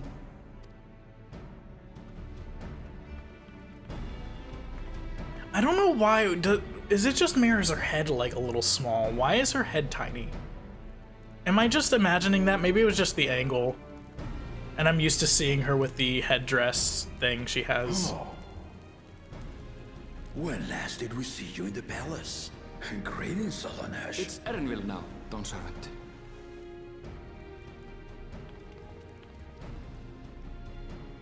I took the name while abroad, and have since grown accustomed to it. Erenville, then. I wonder if that's significant at all. And these others? I assume are Lamati's recruited allies.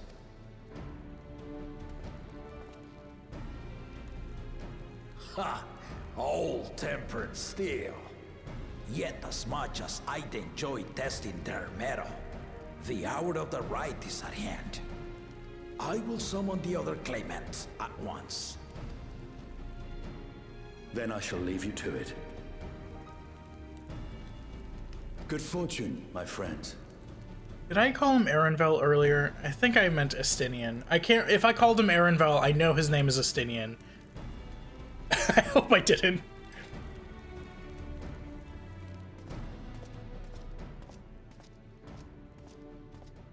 Goodbye, goodbye, goodbye.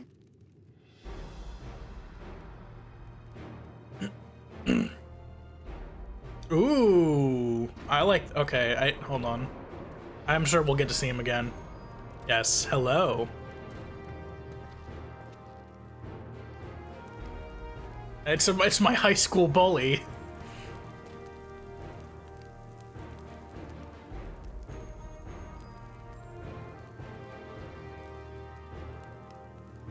I really like this design, even though I can't see it too well right now. The claimants are assembled. I like freaky monster designs, okay? I think there's a lot of design space you can do with freaky monsters. Zorolja. Zorolja. Oh, that's, no. Never mind. The second promise? Ona. I mean, I guess, yeah, that you look like you would fit right in Charlie in parentheses derogatory. The third promise. Uklamat. I do really like her, circlet. I have a similar circlet for one of my LARP characters. It's like a golden vine thing with like a ruby, I don't know, I like jewelry, okay? I live for my accessorizing, as I've said in the past. And lastly, the chosen of Mamuk, Bakul Jaja. Oh, Bakul Jaja. A lot of the other Mamulja names end with just Jaw. Is it Jaja because he's got two heads? Is that the naming scheme? You four will compete in the Rite of Succession, the outcome of which will decide who takes my place as Dawn Servant. I am not the man I once was. My wiser half sleeps the days away. And it is time I yield my position. But mine is a torch that has never been passed. Tuliyollal is young. And so I look to the always for inspiration. The Rite of Succession. The means by which the autarch of Mamuk was chosen. Only the two-headed were deemed fit for this contest. But the Tuliyollal I built is a nation of many peoples. Our leader needn't have two heads, nor be a Mamulja at all. So I'm just trying to think of where this might be going, like in terms of story. This guy represents the past, kind of, right? And I could see this guy's character motivation being, I want to preserve the ways of the Mamulja, right? And maybe, I don't know. Interesting. Yeah, he's clearly upset by that. Right of claimant, not only to the son I sired, but to my adopted children as well. Wait. Yet the opportunity to rule was still not equal. That is why a recent tournament offered a place in the contest as the winning prize. Sonny sired. It's not the two-headed. It's not the two-headed one. Oh, there was a third. There was the blue one with the feather crown. Okay, yeah, okay.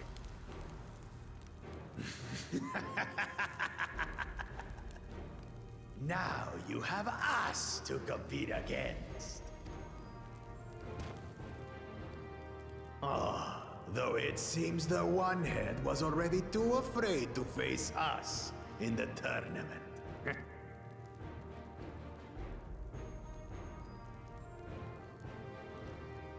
Our brother was in shock Tural leading the Landsguard on a campaign to eradicate a Tural Vidral. Anyone with sense would know he was too busy for games.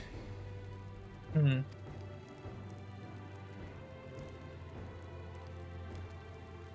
I think for the part you've been waiting to hear, the nature of the contest itself. And I keep coming back to this two-headed thing. Sorry, I really like character dynamics of characters, just weird character dynamics, right?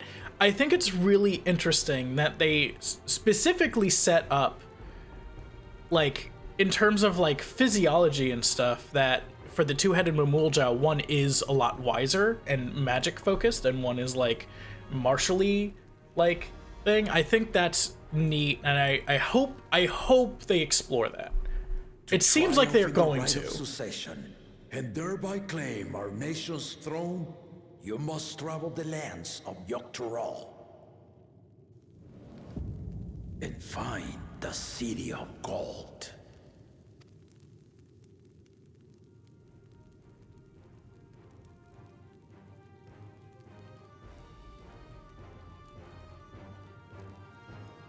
If I may, Father. Speak, Kona. The Golden City is an ancient Turali legend, but after so many failed attempts to find it, the story has become more fairy tale than fact. If you would charge us with such a quest, are we then to assume you have proof of the city's existence? Are you for us proof my unbroken word? For I have seen it with my own 4 eyes.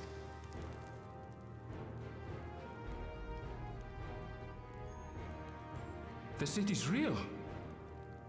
All those years.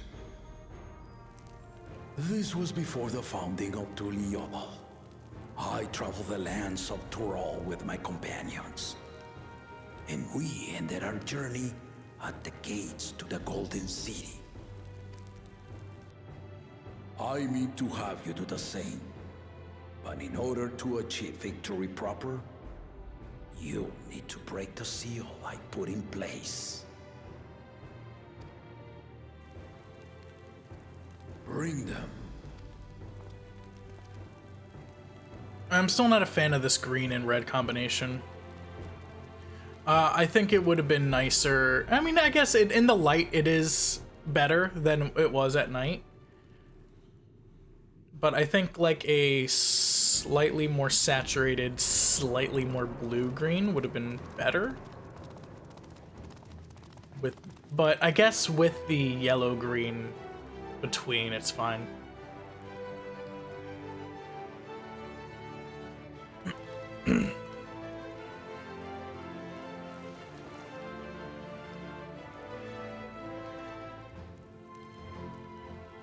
Ooh. Huh. Okay. Yeah, they're different stone tablets of what we saw. They're miniature stone tablets. Saga. You will retrace the path I walked to unite our peoples step by step. Along the way, 7 chosen electors will be waiting to measure your worth. Earn their keystones by performing the feats they ask of you. Once you've fitted each of the 7 tablets with the keystone, you'll have the key to unlock the seal on the Golden City's gates. So the contest is in stages, none of which can be skipped by rushing to the ultimate objective. Yeah. Exactly. Exciting, isn't it? Martial tournaments, hunting festivals, and now this? You do so love your contests, Papa. Were I a few years younger, I would have joined in myself, giving you a proper challenge. You may think the ride is tedious or nonsensical, or both, but I am yielding our nation's throne. Let me have this final indulgence. A waste of time. Just name Bakunja just successor and be done with it. Mm-hmm. Yeah, this is definitely, they're setting up a young versus old dynamic between these two. I could definitely see them going for like, oh, this is a reflection of this character when he was younger, kind of thing. The rite of cessation begins now. I'll be watching you progress with great interest. And Clement, remember to collect your tablets before you leave.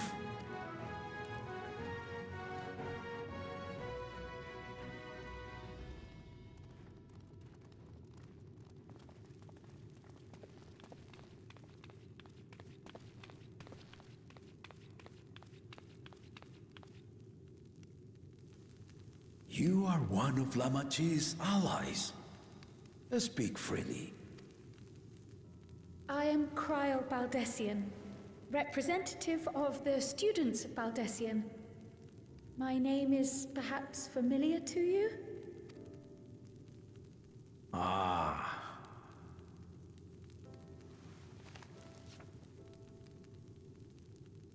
It would seem you sent this letter to my orders some years ago.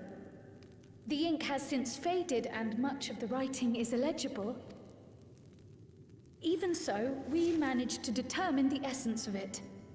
A request to investigate the Golden City, addressed to my grandfather, Galuf. Included with the correspondence was this earring. A fairy tale and a piece of jewelry were enough to convince my grandfather to sail halfway across the world. So there is surely some greater mystery at work here. On behalf of the students, I've come to seek clarification on the matter. Have you any knowledge you might share with me? I do like that they're giving Creole something to do. I think it's been way too long since we've had Creole, like, be important and not just like a, what's it called? I can't remember. Like a document supporting, a supporting character who just deals with Charlian documents. Way too long.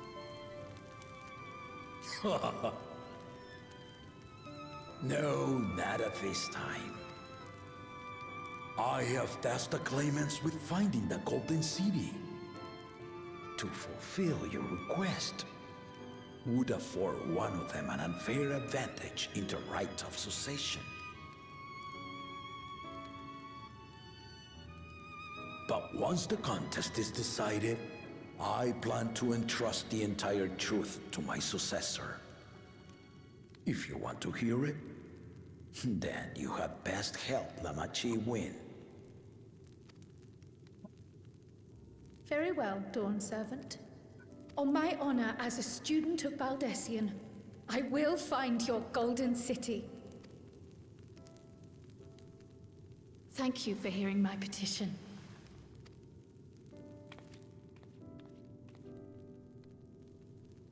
What was Krill before she was a Pictomancer? I think she was a white mage? No. She was a mage of some sort. I can't remember what class she had. Or job, rather. How about that? She's grown into a remarkable young woman. You should be proud, Galov.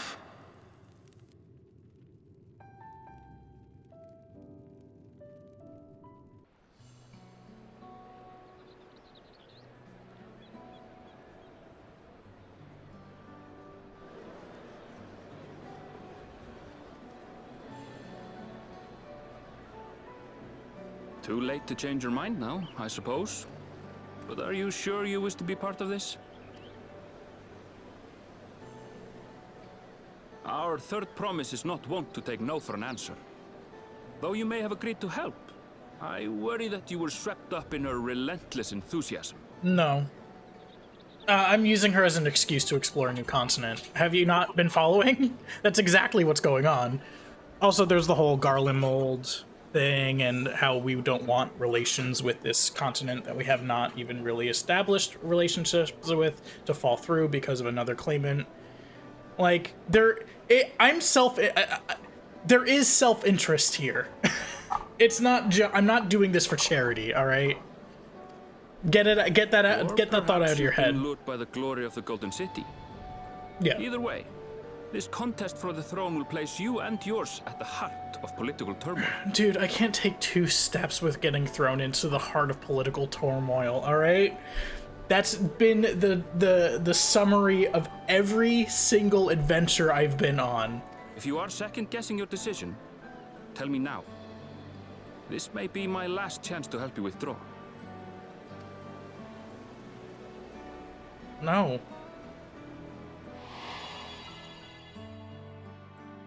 Life is a series of journeys, my friend. And there's no telling what awaits us on the long road. But what's important is to be true to yourself as you walk it. Only then can we hope to be content when we arrive at the end of one and step forward into another.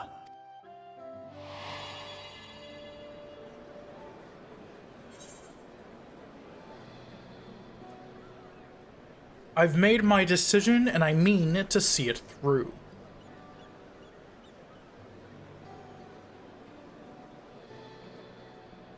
Is that so? Yes, it is. That's what I just said. I will speak no more of it then. Good. Learn your place. I'm kidding, I'm kidding. For my own involvement, I can no longer conduct myself as a mere guide, I think. Not after the Dawn Servant's revelation.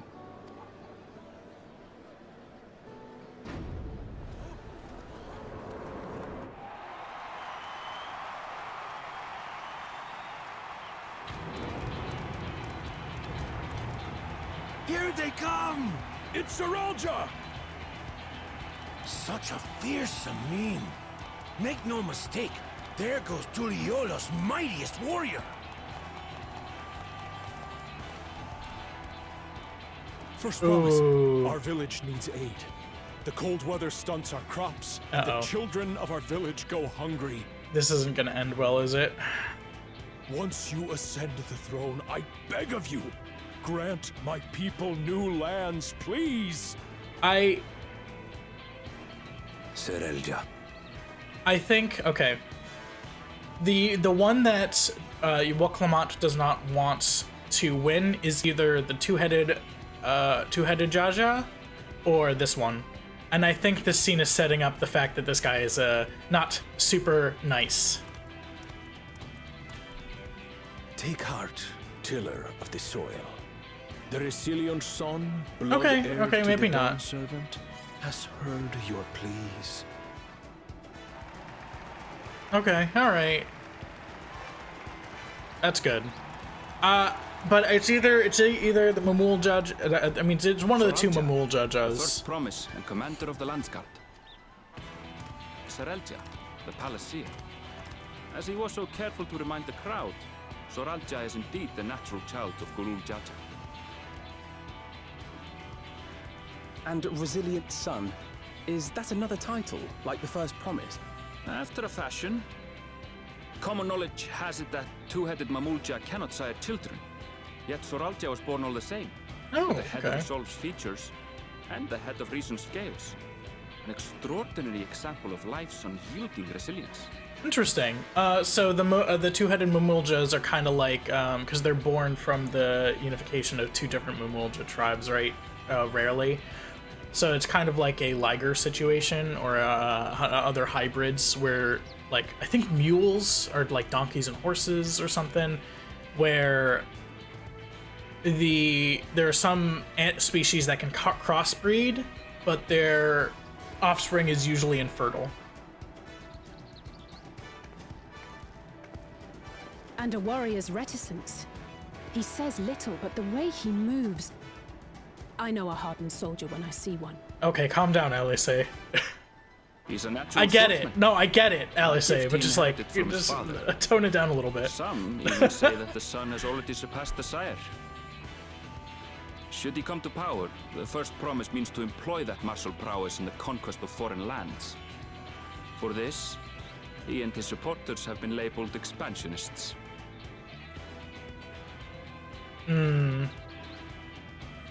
I see. Okay. This puts him in direct opposition to Wuklamat, who advocates for the preservation of peace. Okay. You may recall that she spoke of a claimant who cannot be allowed to rule.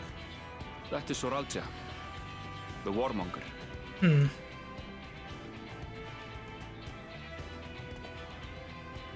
It doesn't seem like his motives are... So that's immediately interesting to me, because not all expansionists... I disagree with expansionism. Let me just put that out on the table. But a lot of people who don't have it for, like, bad reasons necessarily. A lot of people who are expansionists are like, I want more resources for my people. I want to make my people more prosperous. And it's less like, I want to take over people, and more, I want to help my people. So it's an interesting, it seems like because of how he responded in that situation, it seems like he does have like a his people first mentality. So that's an interesting, I wonder if they're actually going to do anything with that thread, or it's just going to get dropped. The echo. Oh. It gave me a glimpse into Zoraljah's ambitions. Okay. Deep and unknowable, like an abyss. Yet at the same time, a roaring, unquenchable fire. Alright, well, I'm glad I'm being immediately disproven. It was a trifle terrifying, to be frank.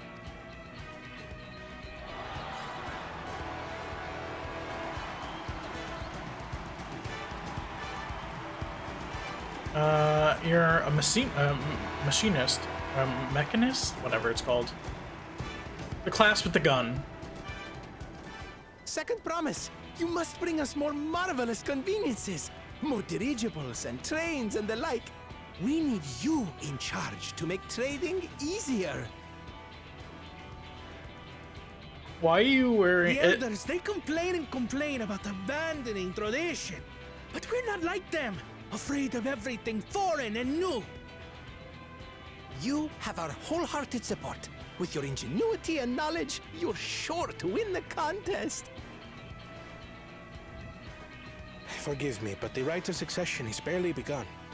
I will hear your petitions if and when I am named Dawn Servant. If you will excuse me. Yeah, this is not the time to approach Plain spoken, for that as specifically. always. For the guy who's like, oh, our crops are failing.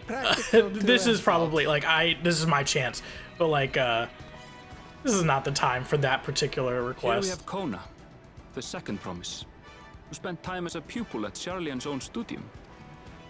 So are all of them gonna have people Now rush that you out to mention talk it, to them, except for I think I Lamont? did see him in the halls once or twice. There was nothing to suggest he was Turali, much less from a royal family. That was by design. He forwent his usual garb and took an Eorzean name to avoid attention. So it was Kona who introduced the dirigibles. And the railway too, given what we just heard.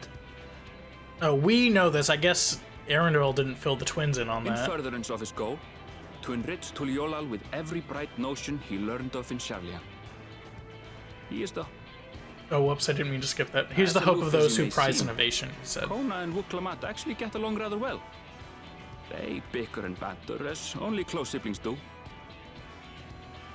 Yeah, she had only positive things to say about him. Nothing negative.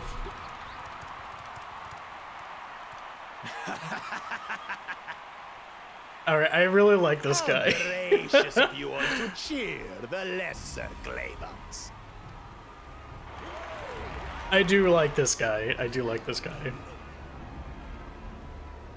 Yeah, he's not being approved of, though. Uh-oh. Oh, come now. What are you afraid of? I'm no different from your Dawn servant. They're setting him up as a villain, but like, I don't know, he just doesn't feel villainous to me. He feels like high school bully to me, you know?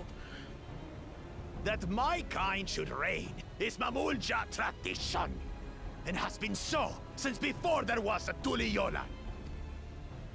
I'll brush aside your feeble contenders, and then you'll see who deserves your fealty.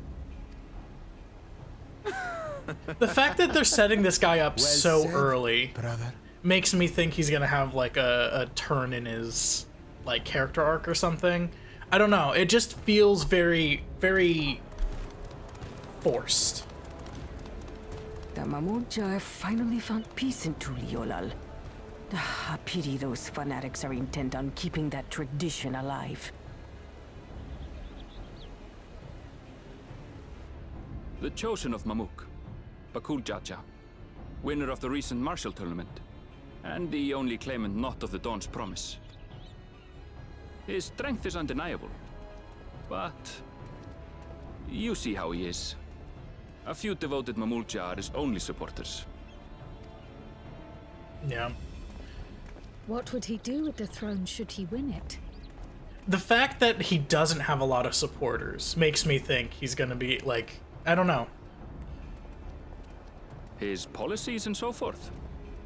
I doubt he's thought much beyond winning the contest itself. Everything so far seems to be framing him as like the impulsive youth kind of thing. But one thing seems certain. If he does become Dawn servant, he will see the Mamulja exalted as the ruling class, and all others forced into subservience. Sounds like another that cannot be allowed to rule.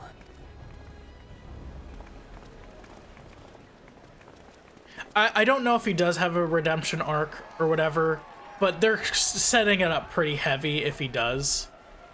And everyone's already gone by the time Wuklamat gets out. Yep, I predicted that.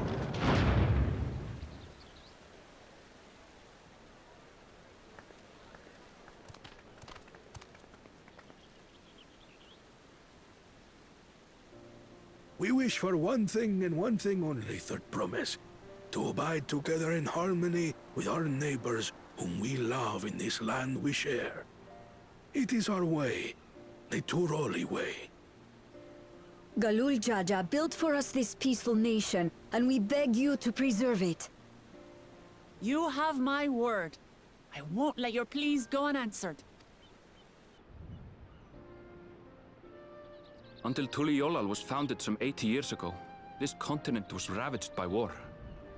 The eldest among us remember that dark era, and they are Wuklamat's most ardent supporters. Apologies, it's hard to get away. This is Namika, my childhood nursemaid. She's been like a mother to me my whole life. I told her it wasn't necessary, but she insisted on seeing us off. Of course it's not necessary. She wants to do it for herself. I place our precious third promise into your care. Did you know Wuklamat was taking part in the rite of succession? Of the Dawn's promise? I thought it was only Zoralja and Kona. If she has any accomplishments to her name, I've yet to hear them. Compared to the two Mamulja, she pales in martial prowess. And then there's Kona, who's far and away the most educated of the bunch. I hate to say it, but it's hardly a competition. It's fine. I understand how much better my brothers are than me. Better? Wuklamat. I have never thought of you as the lesser sibling. Your brothers may excel in their respective ways, but you boast qualities that both lack. A strength that is yours alone. Having cared for you for so long, I should know. But, so they're setting, so already her character's kind of taking shape. They're setting her up as having, like, a sort of inferiority complex to her brothers, which I don't think is a bad way to take her character. Thank you, Namika. It explains some of her actions until now. Well, we ought to be on our way. Yes, hurry I'm along. so glad she doesn't have await the... word I of really your hope... victory with bated breath. I keep saying this. I really hope she doesn't put on that hat thing again. She looks so much better without it.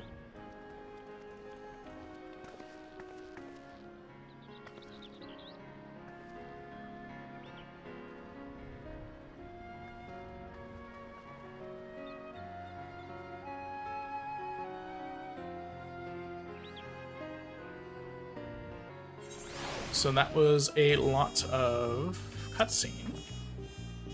Well, so much for the brief reunion I had in mind. Papa is not one to waste time when he decides to act.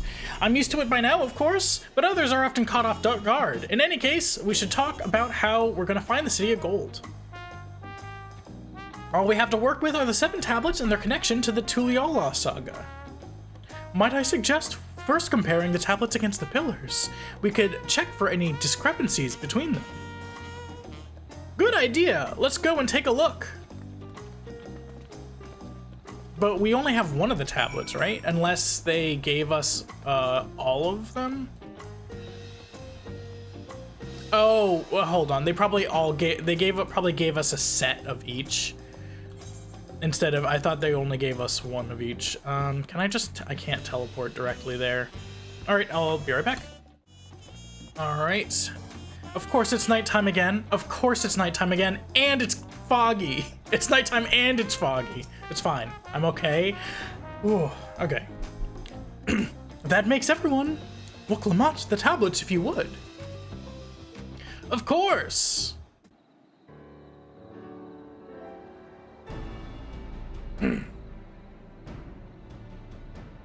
Everyone has a tablet, then let's compare them to the respective pillars. Keep an eye out for even the smallest differences. Watch them all be exactly the same.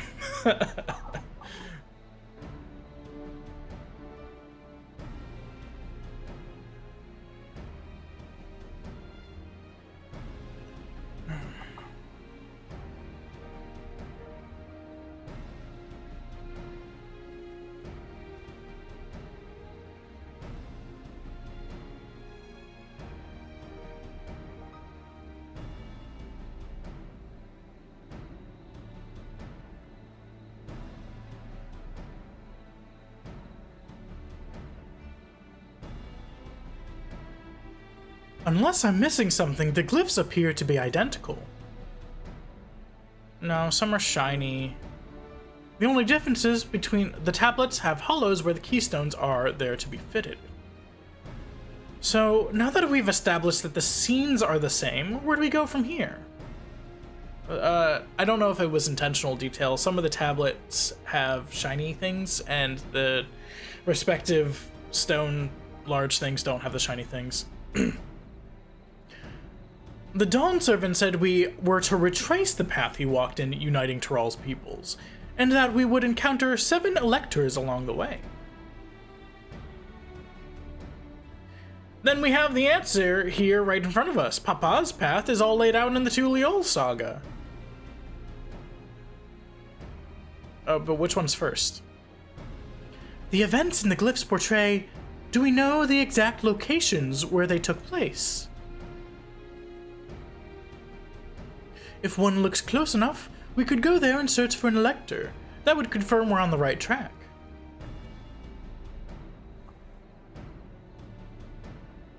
Let me think. The Lay of Reeds was in the nearby Hanuhanu settlement. Papa took me there once. It was during festival season and the whole village was alive with good cheer. There's also the Lay of Gold. That one involved the Pelu Pelu village, which is about the same distance from here. Oh, is this where we get to choose which one we want to go to, or... Before going anywhere, we should ask around about the road ahead. I heard a lot of talks as we toured the city about the storm we passed through at sea. Apparently it ravaged Tural several days ago.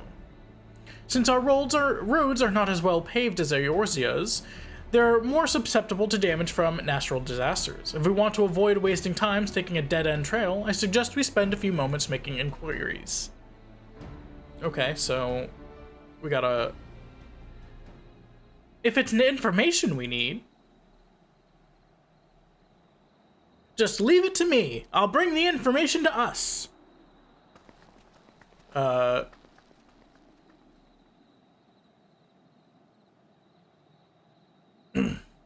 Okay. It would be prudent to ensure we're prepared for the journey. I'll guide you to the accommodations I've arranged. It is nighttime. And foggy.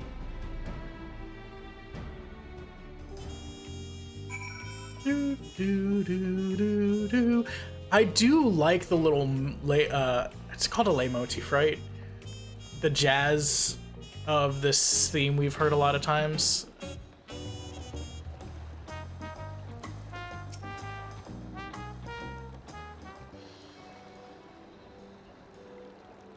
That's right, the reservation is under Woklamat's name. If you don't mind, I'll leave my companions to you. I do like her fit. This would be super hot, though. I don't know, because you see, I actually don't know anything about, I don't know if these are called turbines or something else, but, I don't know, you see a lot of, you see this in cultures where it's, like, hot, so it must not be as hot as it looks. Like, there must be something about the design that, like, makes it so it's actually doesn't give you heat stroke, but it looks hot to me. Temperature-wise, not... but anyway, I like how she looks. I think she pulls this off nice, and the color, the different colors work well together. I'll go and track down the third promise. Once you've finished organizing your gear, you can meet us outside Jabaloyav.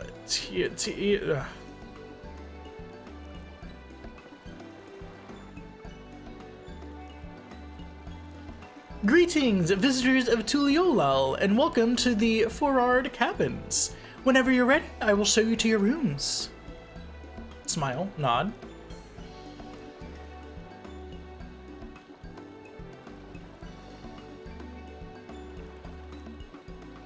And I'm just standing there? Okay.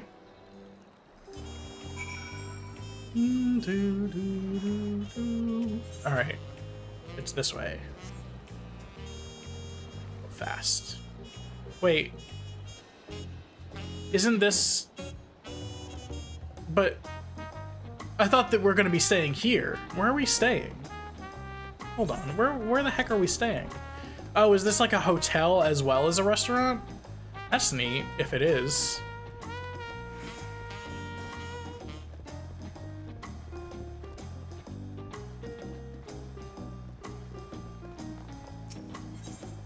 Await your command and embark on the Rite of Secession. Yes.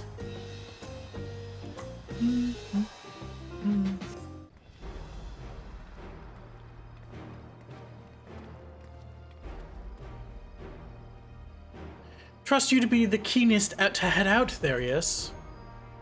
Nod.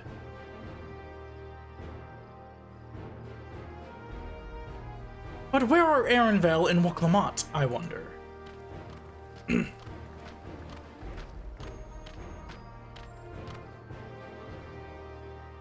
Oh good, you're all here.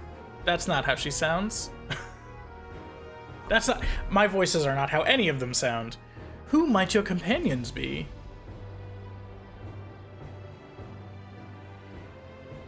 Seeing as we need information, I thought who better to get it than the locals. These two hail from the villages we're thinking to visit.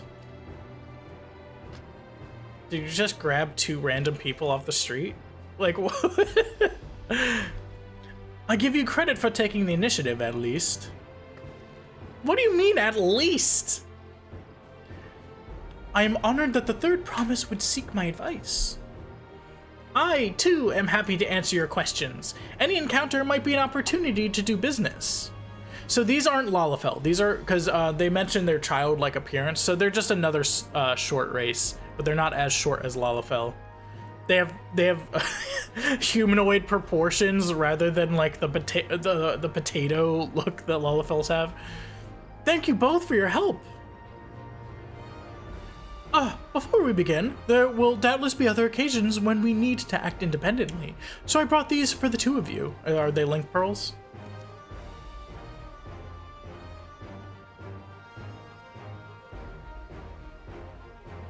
What's this? Tis called a link pearl, a gemstone harvested from a special shell. When linked together, they allow people to communicate across great distances. Is that so? What a handy thing to have! How did Koana not take back knowledge of link pearls? He took back knowledge of dirigibles and aetherite construction, but he didn't. Link pearls are like the most convenient thing to have. Like, the only reason we are where we are as a species right now is because of communication, and the internet has only exacerbated that. Link pearls seems like a super important thing to bring back. Anyway, sorry. It'll be very useful on our travels. Speaking of which, I should get back to introducing my two new friends here.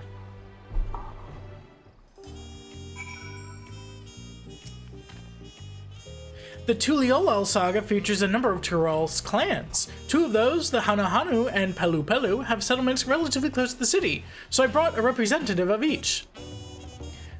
These two random people I've gotten off the street. As I mentioned before, the Hanu are a chiefful people who love their festivals. They make their appearance in the Lay of Reeds in their home village. Hanu is located in Kozama'uka. The other smaller fellow is one of the Pelu, a clan of business-minded folk from Kopacha. They appear in the Lay of Gold and craft all kinds of marvelous goods in Wachunpelo, their village. Now, as for the deciding which village to visit first, why don't you put the adventurer's instinct of yours to work for us, Theris? Pick our destination. Upon completing this quest, the main scenario will branch into two quest paths. Accepting the quest from the helpful Hanu will temporarily prevent you from accepting the quest from the approachable Pelu, and vice versa. The second quest path will become available, Furthermore, story elements and quest rewards will not be affected by your individual choice of aspects, blah, blah, blah. Well, I really dislike their beak masks. Not a fan, I will say, not a fan. So we'll probably go with the Hanu first. The quest to your Kopacha will become available once you have completed this quest series, beginning with the helpful Hanu. The helpful Hanu is waiting to answer your questions. To Kozama'uka.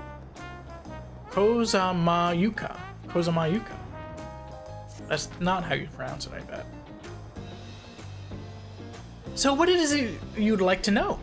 The route to Hanu, we go south through the Arch of Dawn, then follow the road which runs alongside the Kozama'uka River, is that correct? It is! Be warned, however, my brethren tell me the recent storm has rendered the path even muddier than usual. The footing is quite poor in some parts. Far worse was the destruction visited upon our homes, though. Houses were torn apart and several people injured, if not killed. Even our beloved festival is in danger of being called off this year. If you do still plan on going, I must urge you to proceed with caution. We'll be sure to watch our footing, thank you.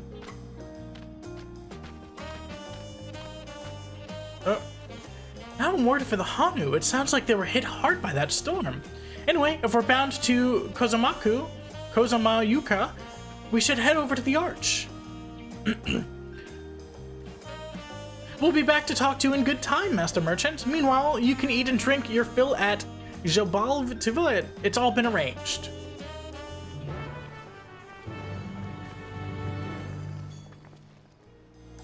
Okay.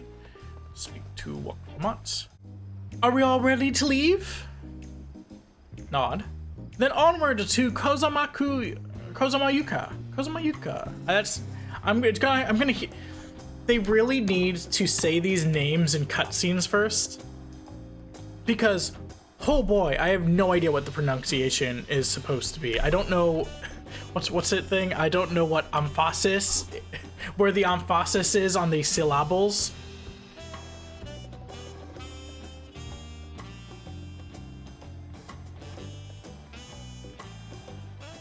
I gained experience. Not that you can see it behind my beautiful body, but... Kozama'uka, the land of rainbow terraces. Okay, there we go. It commands the gaze of all who visit without fail. The many-colored marvel. An endless torrent of water cascades over sheer cliffs to shape the wetlands below. To its relentless flow, all life must yield. Together with Waklamat, we proceeded along the marshy trail, a road upon which the Dawn Servant and his comrades once traveled.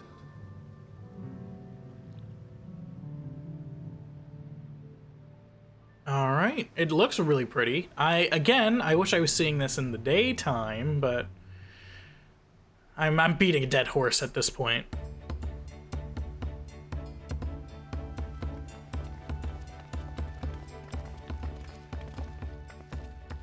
Look at those falls. Even from this distance, you can feel the weight of that water. I guess. The Isle of Ham was impressive, but as you can see, Tuliyollal does not want for natural wonders. Smile. The ground is swampy, so watch your step. You wouldn't want to fall into a bog. I don't see people's problem with Waklamat yet. Like, she's fine as a character so far. I don't know, maybe she gets, like, worse or something, but, like, I don't know. I told you I've been here before. Come on, Okanu isn't much farther.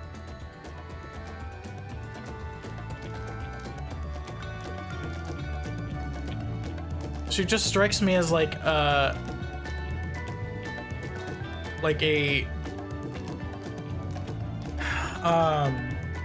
enthusiastic, like, new adventurer kind of thing. Like, I don't know, like, it just seems very... There's no stopping the third promise, is there? A good thing she has Ehrenfeld to keep her from getting lost. For all his grumbling, he's certainly there for her. Everyone should be so lucky to have such a loyal childhood friend. Looks directly at Alphanod. Right, let's get going. If we continue along this road, we should find ourselves in the village before long.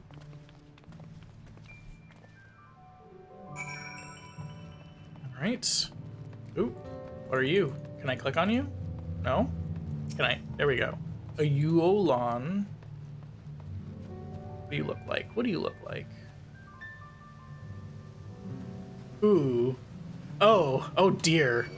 Oh dear. I think they look like, I don't know what they're called, but they look like the things. They just have weird moss instead of bare bodies. Moss fur. I don't know where I'm going anymore. There we go. Okay. Anyway, ooh, I already like this architecture. Right off the bat. Okay, alright. This is a very pretty area so far.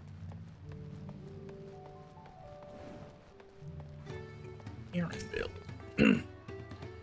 Ah, everyone has arrived, and none the worse for wear, except for a certain third promise who slipped in the mud despite my explicit warnings. What mud? This is cobblestone. Hey! I asked you not to say anything! Anyway, this is the Hanu village I'm telling you about. Oak Hanu. Complete. Alright. Well, Clement wishes to seek out the Dawn Servant's Elector.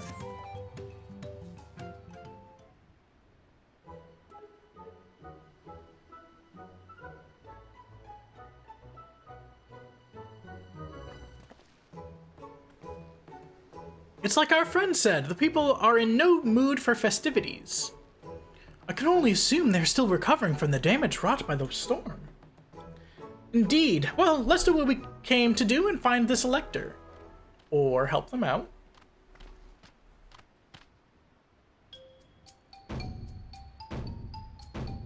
Hey! Oak! Ali! Oh, what now? It's a Hanu greeting. Surely you've heard it the last time you were here. Well, I was busy enjoying the festival. Greetings to the third promise and her entourage. I, Zanuhali, welcome you to Okhanu. As elder of my people, I should also be fulfilling the duties of elector during the rite of succession. So our dear about the electors was correct. We just do as Papa said and retrace the path from the Saga. I'm ready, give me my feats and test my worth. All in good time, all in good time. In fact, I came to let you know that we are not quite ready to begin. For the moment, please enjoy the hospitality of our village.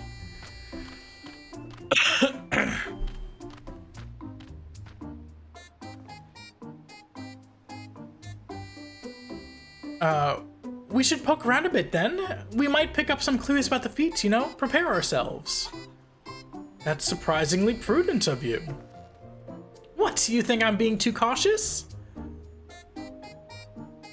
No, I'm impressed is all. You admire and respect your father, who is prone to decisive action. So I expected you to rush in first and ask questions later, or never.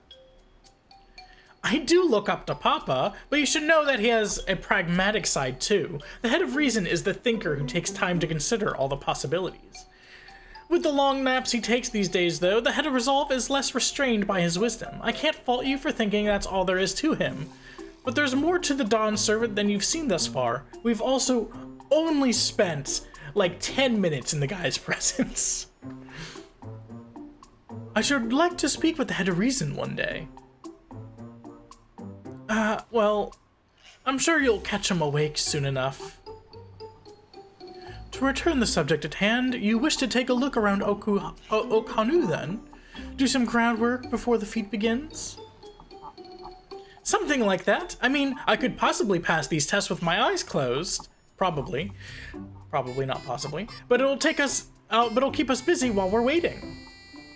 Well, Clement has the right of it. As Elder Zano Halu is a resident of this village, learning more about it can only improve our chances in the feats. Might I suggest a division of forces? For instance, Aaronvel, Alice, and Creel could concentrate on the southern half of the settlement. Meanwhile, Luckmont, Therius, and myself will handle this northern half.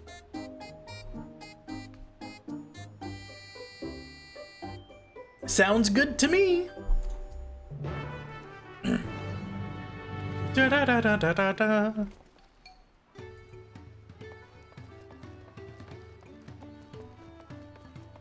I do really like the way the music of this game is great, right? It's so good because it's just, I don't know, it's they do a lot of leitmotifs and weaving things together to make a cohesive, not Weiss, soundtrack, which is not easy to do. I can only assume. I do not write music, so I do not know, but I assume it's not easy to do, to not only invoke other songs within your song, but make the song different enough that it's its own thing with its own vibe and tone. Okay. You heard about the storm? I've never seen the likes of it before. With the supplies and help the Dawn servant sent, we're making progress repairing the buildings and rebuilding our homes. I don't know, you look pretty put together here. But while roofs and walls can be patched, there's so much else that was lost for good.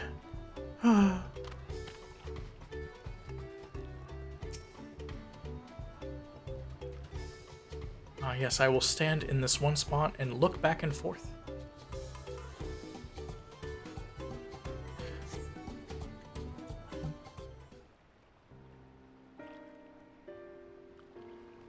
Oh, okay, never mind.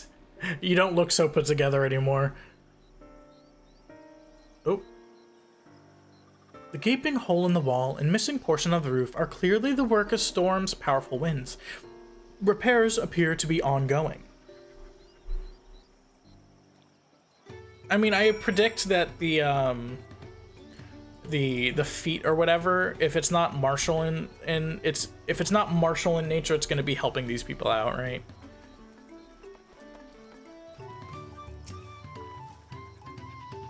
A lot of houses are still damaged, and the Hanu I've spoken to are not their usual cheery selves. The storm broke more than wood and reeds. There must be something I can do to help them. I'm going to look around a bit more. Good. Good on ya.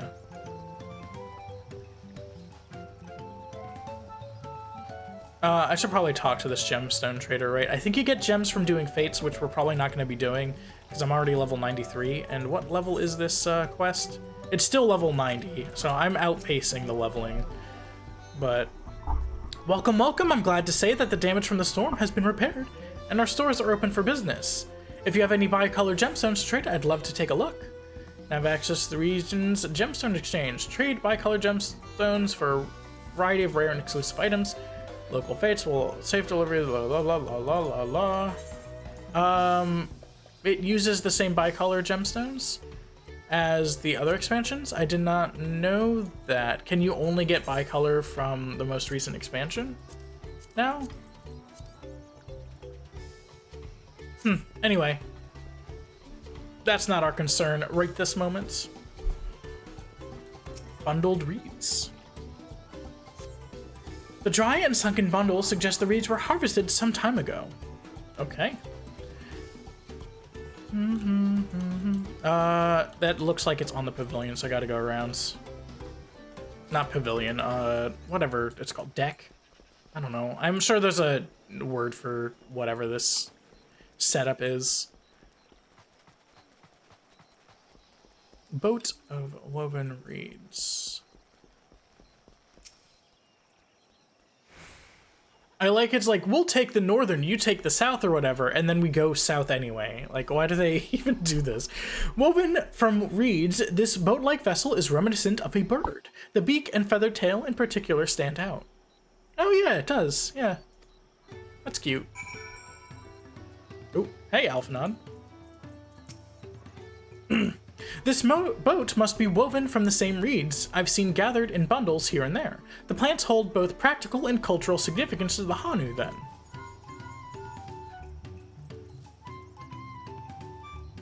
Hello, can you all hear me? I'm told they're ready to receive us now. Come to the large building in the south of the village.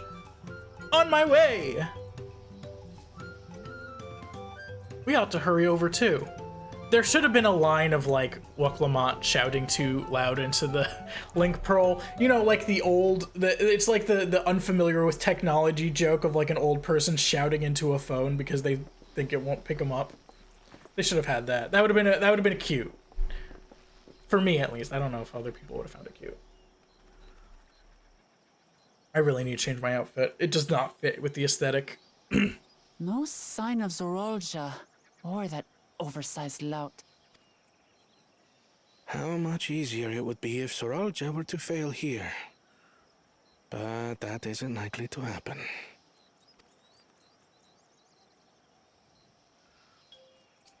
Honored guests, I am Zanuhali, elder of the Hanu. Oh, I did not get her voice even close. I went like high-pitched old woman, and she's like a lower I am also an elector, octave. charged with judging which among you is worthy of ascending the throne. Without further ado, let us talk of the feat. I do really like the way they did the colors for these guys. The slight metallic sheen and the gradients. I think it just looks very striking. Not so fast. Surely you couldn't begin without us. Yes, yes, yes, yes, yes! You're here! Yeah, yes! You made it after all.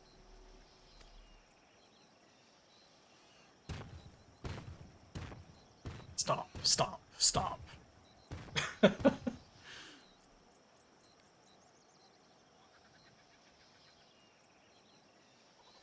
No need to fuss.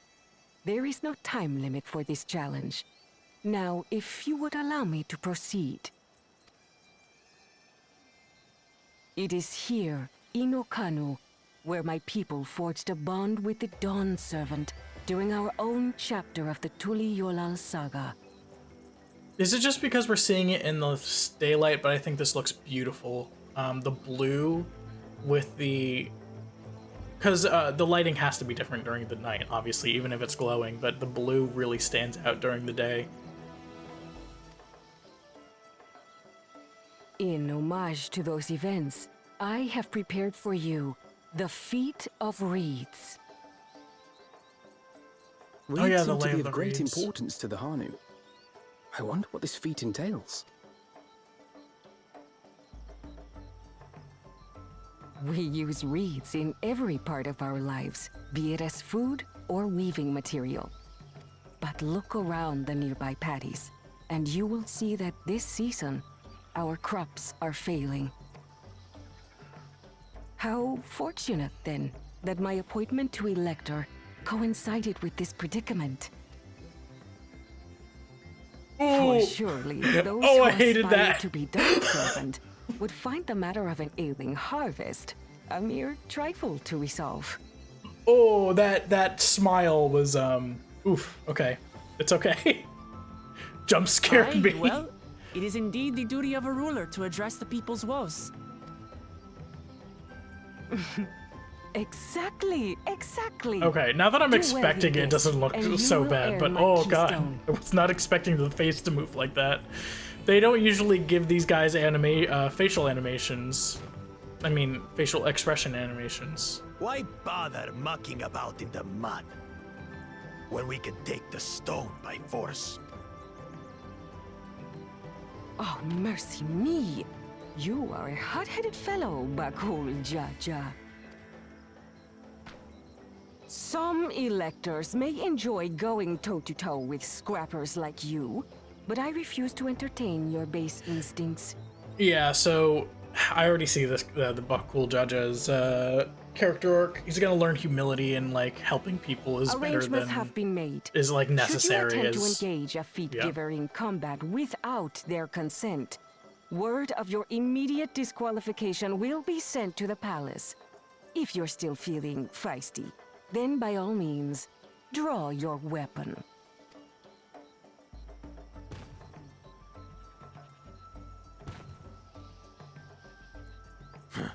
This contest is presided over by cowards.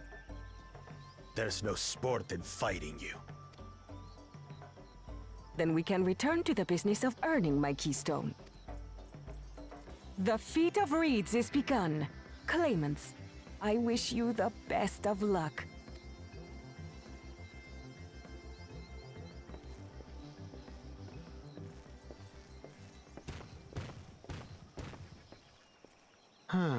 The clever kitty crossed the seas to study foreign novelties. He might know tricks we don't. Tricks we can use. What of Little Miss Mittens? You know the answer to that. Compared to the first and second promise, she's a distant third. Not even in the running. Then we see eye to eye on this, brother. Being Bakul Jaja so long with me has rubbed off on you. These allies of hers, though, they might be a problem.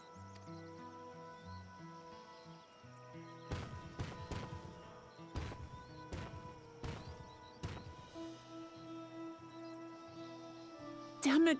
I'm just as qualified to be here as they are. Easy now. There's no time limit, remember? Let's keep calm and think things through.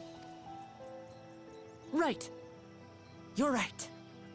I won't win against that lumbering Vidrol by losing my head.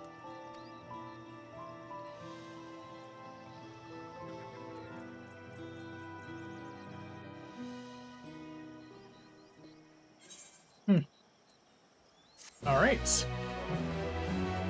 Quest complete.